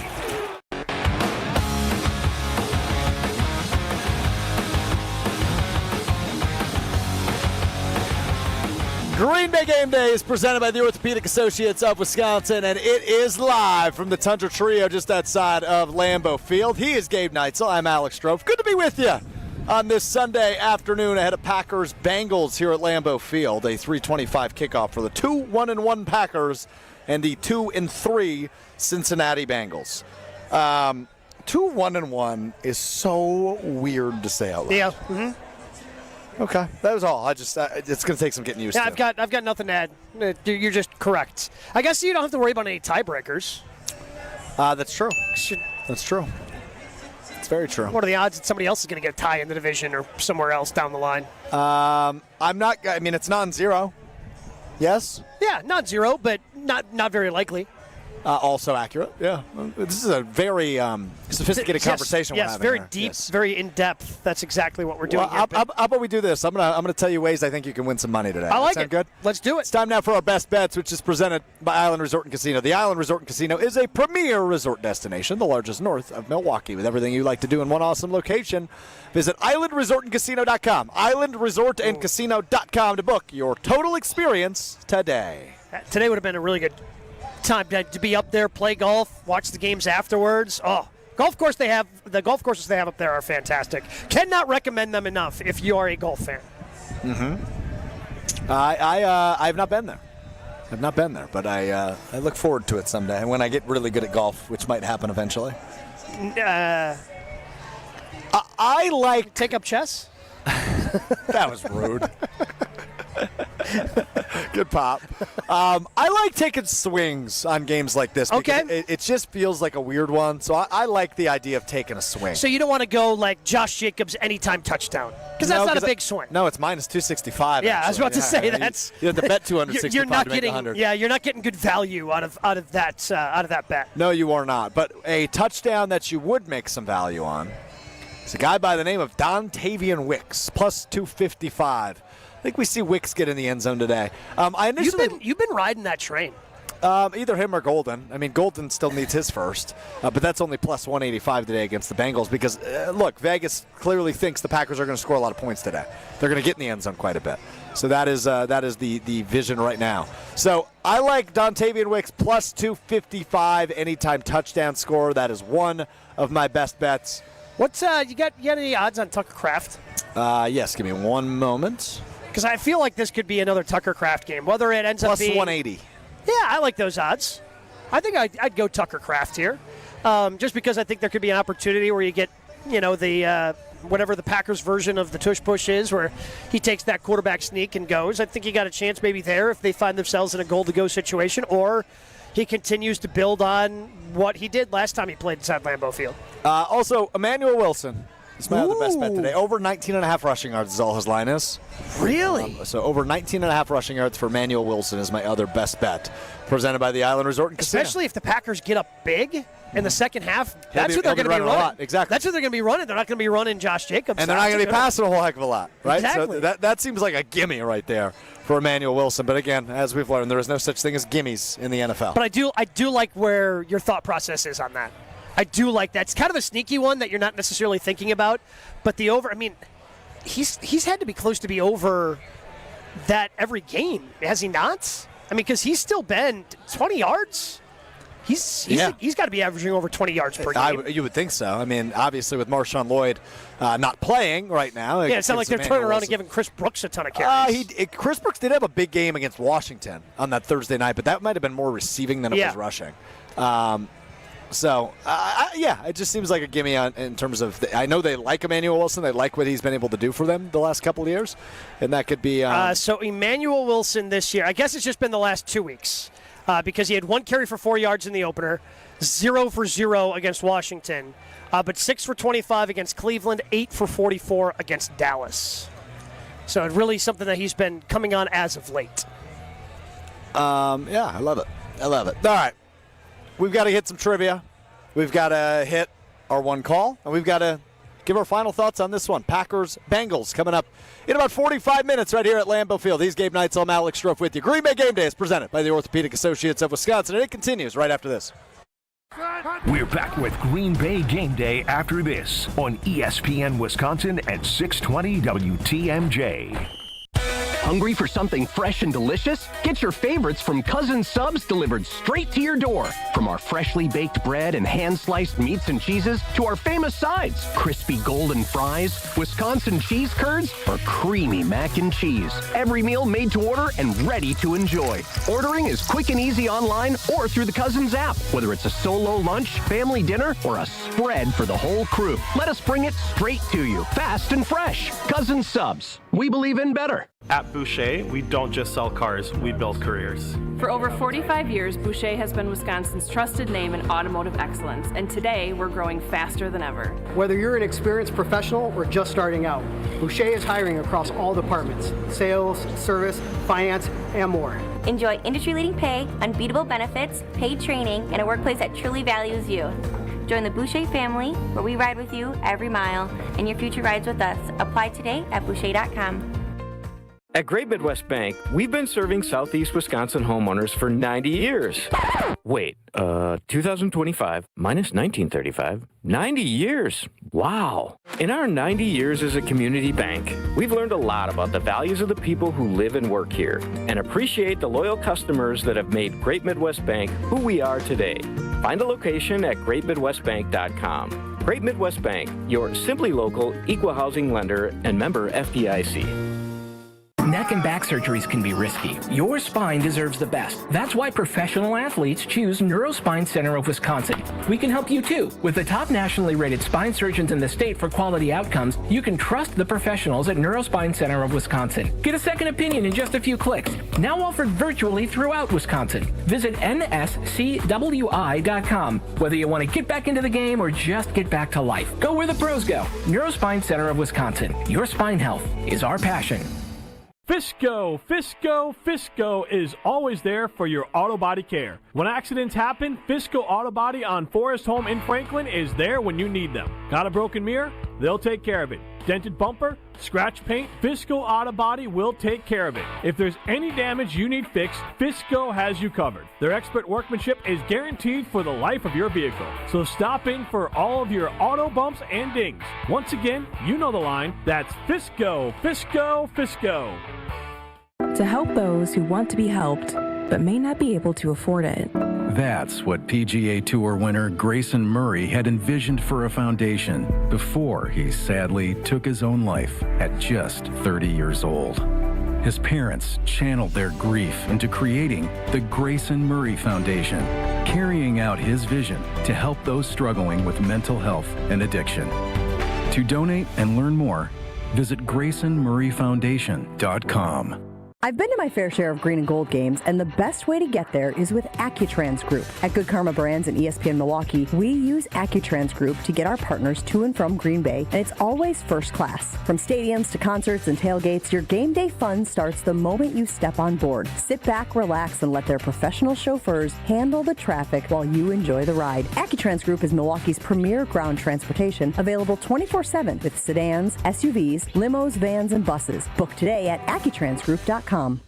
It's WTMJ's Debbie Lazaga for Comfort Awnings. I reclaim my outdoor space by having Comfort Awnings install a motorized retractable awning so I can enjoy the sun and get relief when I need it. Sensors are also available that detect strong winds and rain to extend or retract your awning. They even protect against UV radiation so you can safely enjoy the outdoors. Family owned and located in Burlington, Comfort Awnings expertly installs custom awnings that fit your home and style. Right now, you can receive a free motor for your automated awning with your order. Call 414-AWNINGS or visit ComfortAwnings.com. You're listening to Green Bay Game Day, presented by Orthopedic Associates of Wisconsin on ESPN Wisconsin and 620 WTMJ. But you know what it is. I'm a cheesehead, y'all cheese whiz. Pittsburgh Steelers, that's not. Green Bay Game Day presented by Orthopedic Associates of Wisconsin. Alex Strouf, Gabe Neitzel with you from the Tundra Trio, just outside of Lambeau Field. 40 minutes to kick off. It's Packers-Bengals, Week 6 NFL matchup. 1-1, 2-3. I know it's warm-ups, and there's no rush when they're doing the kicking warm-ups. I don't like whatever's coming next. Lucas Haversick. Leg? Just hit one from 63 that's good from 70-plus. It hits halfway up the net. All right, dare I say it then? Dare I say it? Is there a kicking controversy in Green Bay? Well, see, now you're going to regret that you said that because Josh DiMaggio already tweeted that, and he's probably going to rub it in your face that he beat you to it on Mr. Irrelevant tomorrow. But the video that I'm looking at from Nat Schneidman that Josh retweeted, I mean, this thing is a 63-yard field goal. That is just – That's a – I mean, it's not like it's crawling over the bar. It is good by a long stretch. Here's the issue. It get blocked in the game. I was just talking in the commercial break with a buddy of mine about Bisaccia and the special team struggles. And it's just impossible to wrap your head around why the Packers are always just about incompetent in the special teams. And I think this goes back to, and I feel like I'm stealing this point from Jason, but because he has talked about it a lot, and he wrote the story over at channel3000.com, talked about it on all the different shows on Willie and Tausch about how the Packers emphasize turnovers to the nth degree, like over the top, installing a siren and whistles and bells and lights in your meeting room for when you get turnovers. So they go to the next degree when emphasizing that. I don't think they emphasize special teams. I don't either. I mean, they emphasized special teams in that they went out and they spent money on their special teams. Now you've got me rattled. But other than that, like, I don't think this coaching staff, I don't know if there's taking the extra time and care. And again, this could just be like organizational philosophy, because it's not even just a Rich Bisaccia thing. Yep. No. It's not even just a Matt LaFleur thing. No. This has been, I mean, all the way back to the mid-2010s, right? 2012 was the last time they were in the top half of the league. Yeah. So I just don't think that's it's a thing. 13 years ago. And I know there have been times when they have specifically had guys that Rich Bisaccia has stumped for on the roster. I'm blanking on the guy's name. I think he wore 6 and then got that personal foul penalty and got cut the next week. Why am I blanking on his name? I can't. I am too. But you know exactly who I'm talking about. I do. I'm hopefully somebody either texts it in or it's going to come to me in like 20 minutes. I'm just going to yell his name after we have moved off this topic. But there have been times where it seems like they have, but like at the same time, I don't know how much special teams is a priority for this team. I don't know if it's something that they emphasize. Because to Jason's point, in the NFL, you get what you emphasize. I was just about to bring that up. And I don't think that this is what they're emphasizing. I think they're just okay if the special teams are average. As long as they have a kicker that they feel that they can rely upon, and they have a snapper and a holder, and that part is smooth, I feel like they just think, the rest of it will take care of itself. Yeah. It's the way it feels from the outside looking in. Yeah. Absolutely right. And while you were running through all that, you brought up you get what you emphasize. Maybe you haven't been emphasizing the special teams, hasn't been very good. You've been emphasizing takeaways. You only got 2 of them through 4 games, including 0 fumbles, which is problematic for a defense that we heard all through training camp only about, they forced another fumble. They forced another fumble. They forced another. Haven't seen it. Haven't seen the punch-outs. Haven't seen the effort. I guess I'm not as concerned about the turnovers. I know it's something that they emphasize, and because of that, I feel like it's going to come. But turnovers can just be so fickle in the NFL. See what you did there. It's tough to repeat what you did a year ago. That's one of those things that just does not translate year to year. And honestly, kind of is what makes me feel really good about the way the defense played through 3 weeks, because it's not like they were doing it with turnovers. They were a dominant defense without forcing those turnovers, because one of the turnovers they got in those 3 games was basically a Hail Mary / punt at the end of the half from Joe Flacco against the Browns. So it's really kind of one turnover in actual gameplay, I guess, for lack of a better term. So, and they were still able to be and feel like a dominant unit. I feel those turnovers are going to come, maybe not at the level that they did a year ago, but they are going to come because you have plenty of guys, especially in that secondary, that have good ball skills to go get the ball when it's up in the air for interceptions. Gabe Neitzel, Alex Strouf with you on Green Bay Game Day. Time now for our trivia question. Trivia brought to you by Lakeland University, Wisconsin's leader in flexible, personalized education. Whether you're just starting college, finishing your degree, or balancing work and family, Lakeland lets you earn your degree your way. Lakeland University, experience it your way. All right, Gabe. Okay. I've got 3 Packers in mind that since 2010 have played for both the Packers and the Bengals in the front 7 of the defense. 3 Packers since 2010 who have played for both the Packers and the Bengals in the front 7. And I will tell you this, I have seen 2 Bengals jerseys, or 2 of those guys, I have seen Bengals versions of their jerseys today. Okay.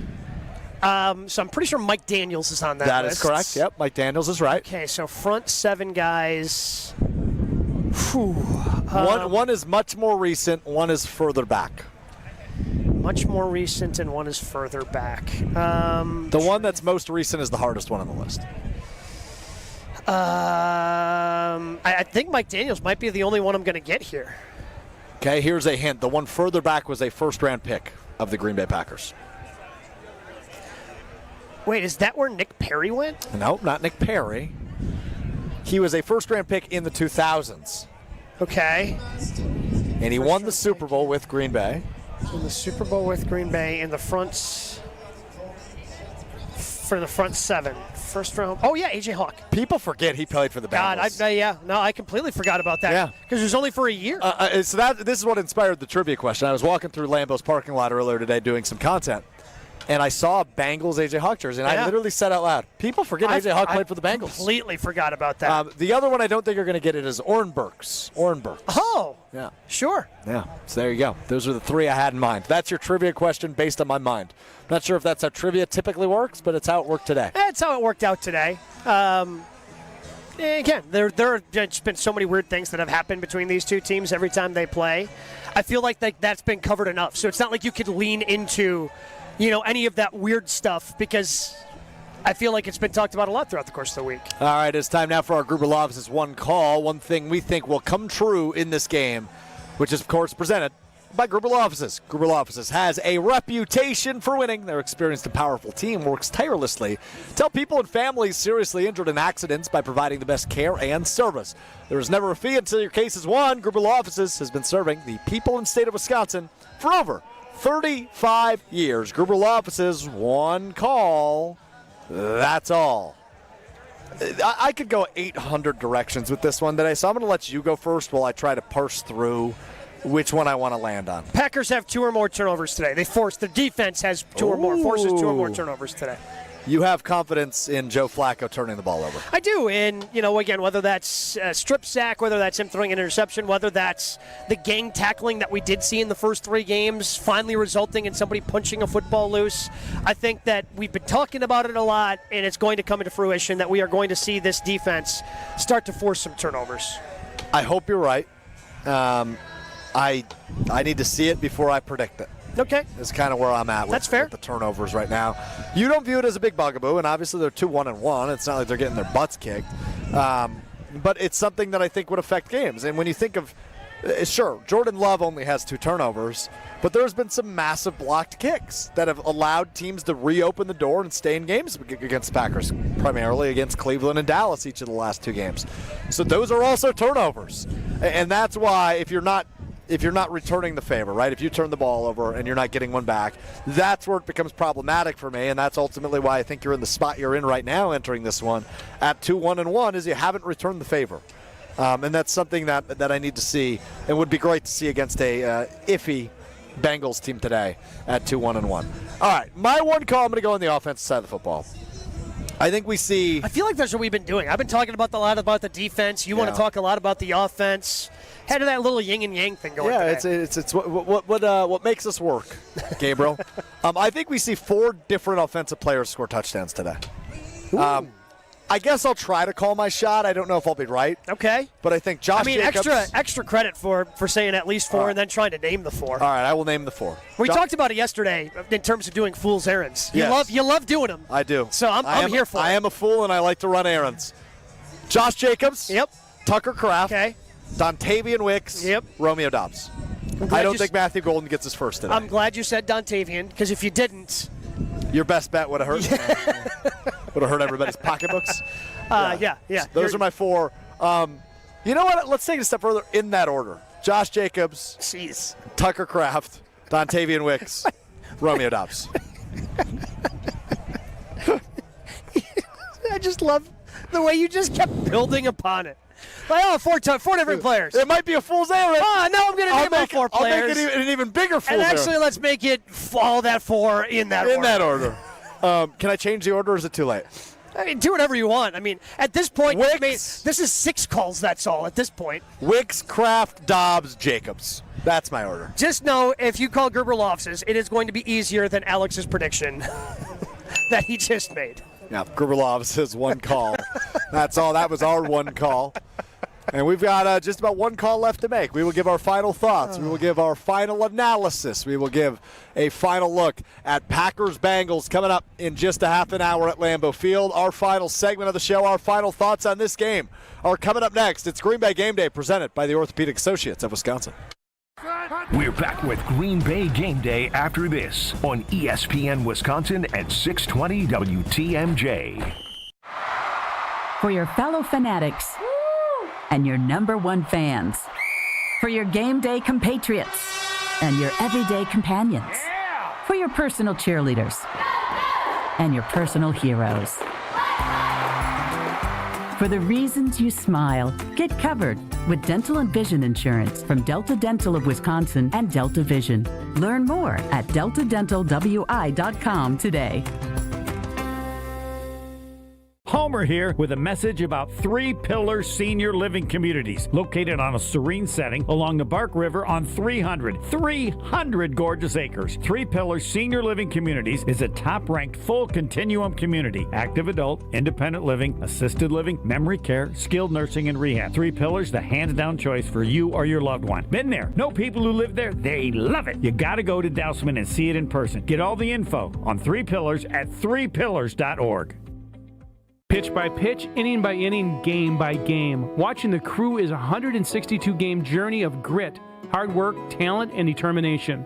Dave Spanel from Annex Wealth Management, we're with you on your journey as well. Your hard work and money deserve a partner like Annex for your investment, retirement, tax, estate planning as a fee-only fiduciary. Take the next step towards retirement you desire and begin the conversation soon.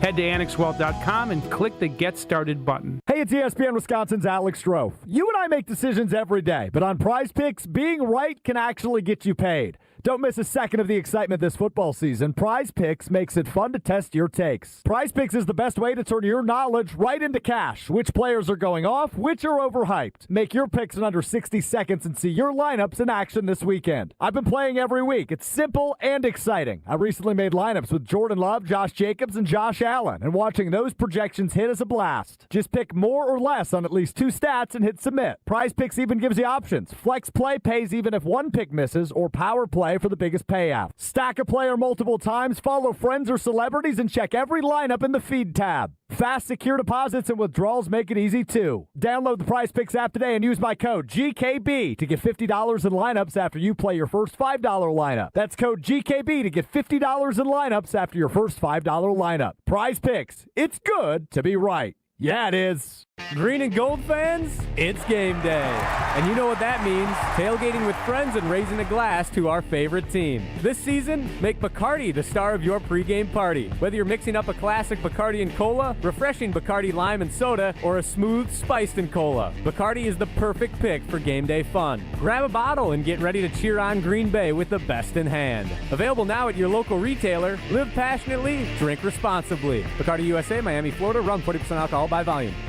Goldsmiths are essential to running a jewelry store, but they're extremely hard to find. Goldsmiths can repair jewelry, set diamonds, resize rings, and create beautiful, one-of-a-kind pieces of custom jewelry. Most jewelry stores do not have an in-house goldsmith. But Kessler's has 18 wonderful goldsmiths working in our 9 Kessler stores. The average Kessler's goldsmith has more than 15 years of full-time experience. And that's not counting all the apprentice goldsmiths and jewelry designers. Our goldsmiths repair a lot of jewelry that we did not sell. Bring us your broken jewelry and we'll bring it back to life. When you see a woman with an extremely attractive, very distinctive engagement ring, you can safely assume that it's a custom-designed, one-of-a-kind ring made by the goldsmiths at Kessler's. When your relationship is special, you need a special engagement ring. If you want something that's breathtakingly one of a kind, come to Kessler's. For the location of the Kessler's nearest you, visit KesslersDiamonds.com. Hey, it's Rich Eisen. Tune into the Rich Eisen Show weekdays from 12 to 2, right here on 94.5 ESPN, WKTI, and WKTI HD Milwaukee. A locally owned Good Karma brand station. You're listening to Green Bay Game Day, presented by Orthopedic Associates of Wisconsin on ESPN Wisconsin and 620 WTMJ.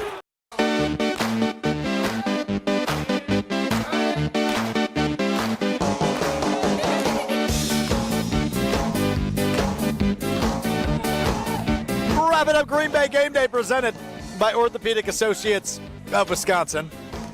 Alex Strouf, Gabe Neitzel with you. We missed the fireworks. Usually the fireworks an hour before kickoff scare the crap out of you. And we're not even in the comfort of the Pella Windows and Doors mobile studio. Yeah. So being out in the elements, you'd have thought we'd have heard those fireworks a little more Did they pronounced. not do them today?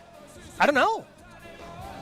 But an hour before kickoff, usually they have the fireworks, and it scares the crap out of you. Yeah, it spooks me every time. Well, we're going to get fireworks usually, 15 minutes? There's going to be another one soon, so it's going to scare me anyway. Granted, they do a couple rounds of fireworks. They may have just missed the hour before one. All right, a little bit of cleanup we need to do. Okay. The guy you were thinking of. Dalen Levitt. That's his name. Yeah, that was his name. Special teamer that was only on the team for special teams that Rich Bisaccia wanted and then got a 15-yard penalty and got cut. Yep, that's him. Dalen Levitt. We were talking at length about special teams, which why wouldn't we? Because they've been bad. PD Pablo texted this in. I just wanted to get your reaction to this text. Okay. The Packers should go grab Peanut Tillman to coach special teams. He's free. It appears he no longer works for the FBI. What? I don't know how you would know that because the FBI is top secret. Yeah, but he was like training. I mean, it was pretty well reported that he was like in training to become an FBI agent. So is he just not doing that anymore? I don't know. Okay.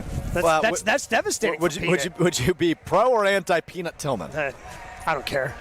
Okay, fair enough. I guess because I've also, for the people that are in the Fire Bisaccia crowd, I'm resigned that he's not getting fired. Yeah. Like Matt LaFleur's, like maybe he does at the end of the season. Yeah, maybe he does it at the end of the season, but he's not going to fire Bisaccia, who is not just the special teams coach, but also the associate head coach and obviously works very close with Matt LaFleur, which, again, you can discuss some game management things that could potentially also fall on his plate that have not gone well. But he's not going to fire him in the middle of the season. This is the guy we got. We just got to hope that the Packers start emphasizing special teams a little bit more. Yeah, I agree with you on that. All right, it's Packers-Bengals. The Packers are 14.5-point favorites, 13.5-point favorites, depending on where you look. Do you get the 2-touchdown cover or not? But this game is all about, to me, proving who you really are. You're into the month of October. You haven't won a football game in a month. You haven't played in 2 weeks. There's been some inconsistencies and some concerning things pop up, but not too concerning. You still think there's a good team.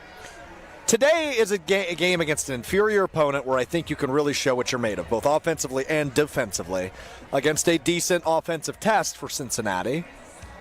I just want to see who this team is. That's what I want to learn today. And look, one game isn't going to tell you everything. One game isn't going to teach you everything. But it will be a good enough it's a good enough test where, if they walk out of here with a 15-point win, you go, all right, that's what we needed to see. And that's my hope for this game today.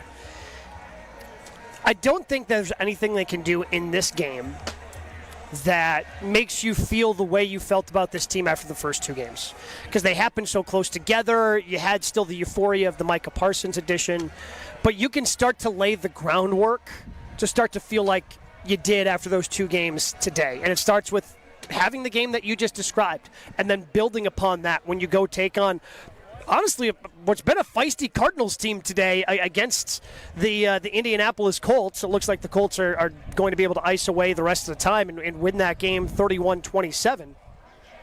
But you start building this week, and then it goes to next week. And then you have that game against the Steelers where if you put together 3 wins in a row before welcoming the Carolina Panthers to Lambeau Field for your next home game, we can start to talk about, this red-hot Packers team were able to right the ship after a couple of wonky weeks before the bye. But here they are looking like they did in weeks 1 and 2 and one of the best teams in the NFC. Mm-hmm. Because right now, best team in the NFC is still up for grabs. That title up for grabs after the Eagles lost to the Giants on Thursday night. Yeah, I would say the Detroit Lions certainly have an interesting case, but now they need to win tonight. Yep. They have to beat they have to beat the Chiefs. The That's Buccaneers, a really fun Sunday night game, by the way. The Buccaneers, who have been pretty good but haven't had really that convincing win. They've played a lot of really tight games. Yep. Which is not, again, if you're truly a dominant team, you win those tight games. That's certainly something you do, but not every game can be a tight game. You have to step up and be dominant against a beat-up 49ers team at home this afternoon. The Buccaneers have that opportunity. But if they stub their toe against San Fran, again, that title for, hey, who's the best in the NFC is up for grabs. Yeah, and I don't know that the Dallas Cowboys were in the running for that, but they just lost to the Carolina Panthers, so they are now 2-3-1, a tie to the Packers a couple of weeks ago, and now the loss to the Panthers, who are up to 3-3 on the season, 3-0, perfect 3-0 at Bank of America Stadium in Charlotte, are the Panthers, led by Bryce Young, the former number 1 overall pick. 30-27 the final there. Carolina tops Dallas. The Los Angeles Rams have beaten the Baltimore Ravens. Same scores the last time I gave you an update. 17-3 the final there. The Patriots have beaten the Saints 25-19. Your final from Miami. The Dolphins now 1-5. The Chargers now 4-2. Sneaky Jim Harbaugh. The Colts 5-1. The best record in the AFC belongs to the Indianapolis Colts, just like we all expected. 31-27 over the Arizona Cardinals today. That one just goes final as the Packers' opponent next week falls to 2-4. Led today by Jacoby Brissett, who actually, all things considered, had a pretty good game. Had a pretty good game. 320 yards and 2 touchdowns for him. 2 games still going. Or rather, 1 game still going from the noon slate. It's the Steelers over the Browns, 23-9, under 4 minutes to play there. And Titans-Raiders has just kicked off in Las Vegas. A couple other afternoon games, obviously Packers and Bengals are one of them. And what Gabe just mentioned, 49ers-Buccaneers, also a 3:25 kickoff today. Both of those teams 4-1 in the NFC. And Sunday Night Football tonight is Lions-Chiefs in Kansas City. The Lions 4-1, the Chiefs 2-3. And we get a Monday night doubleheader tomorrow, don't we? Yeah, we do. Bills at Falcons, and then Commanders and Bears in Landover, Maryland. Bills game is interesting to see if they can bounce back after having their first loss and they have to be on the road. And again, we'll see what the Commanders are against that Chicago Bears team. All right, some final thoughts and predictions ahead of Packers-Bengals kickoff in less than 20 minutes from now. Gabe Neitzel, we've kind of covered it. You just want them to be the team we think they are. Yeah, the team that they were in the first 2 weeks. Micah Parsons kicked this roster to me, a Super Bowl championship roster. I think the coaching staff is good enough. I know over the last 2 weeks there have been a lot of fans that have texted in on the Carblers Talking text line that have called us on all the shows across ESPN Milwaukee and ESPN Madison of, maybe Matt LaFleur's not the guy. Maybe he's not good enough. Rich Bisaccia needs to be fired. I think the coaching staff is good enough. I think they've shown that they're good enough. Have they had a couple of rough weeks? Absolutely they have. Mm-hmm. But I think coming out of the bye, which traditionally hasn't been the best under Matt LaFleur, 3-3 in the previous 6 seasons that they've been coming off of the bye. A couple of those losses were some hefty losses for the Green Bay Packers. But I think that this coaching staff is ready to lock back in. I think the roster is ready to lock back in after again, some less than ideal weeks that they had in weeks 3 and 4. It is a championship caliber team, and they start showing that they can be that type of team once again. But it starts today. It starts with a dominant victory over a team that has a 40-year-old quarterback who just arrived on Wednesday. Jordan Love is 1-1 after the bye week and a very nearly 0-2. At Denver 2 years ago, they lost 19-17. Last year, they got the Bears after the bye week. Thank you, Carl Brooks' middle finger, as the Packers won that game by 1 point, 20-19, on their Week 10 bye last year. This year it's a Week 5 bye, and here they are in Week 6. Mostly healed up, according to the injury report, except for their kicker, Brandon McManus, and their nose tackle, Devontae Wyatt, who are both out of this game, and their backup right tackle, Anthony Belton. But other than that...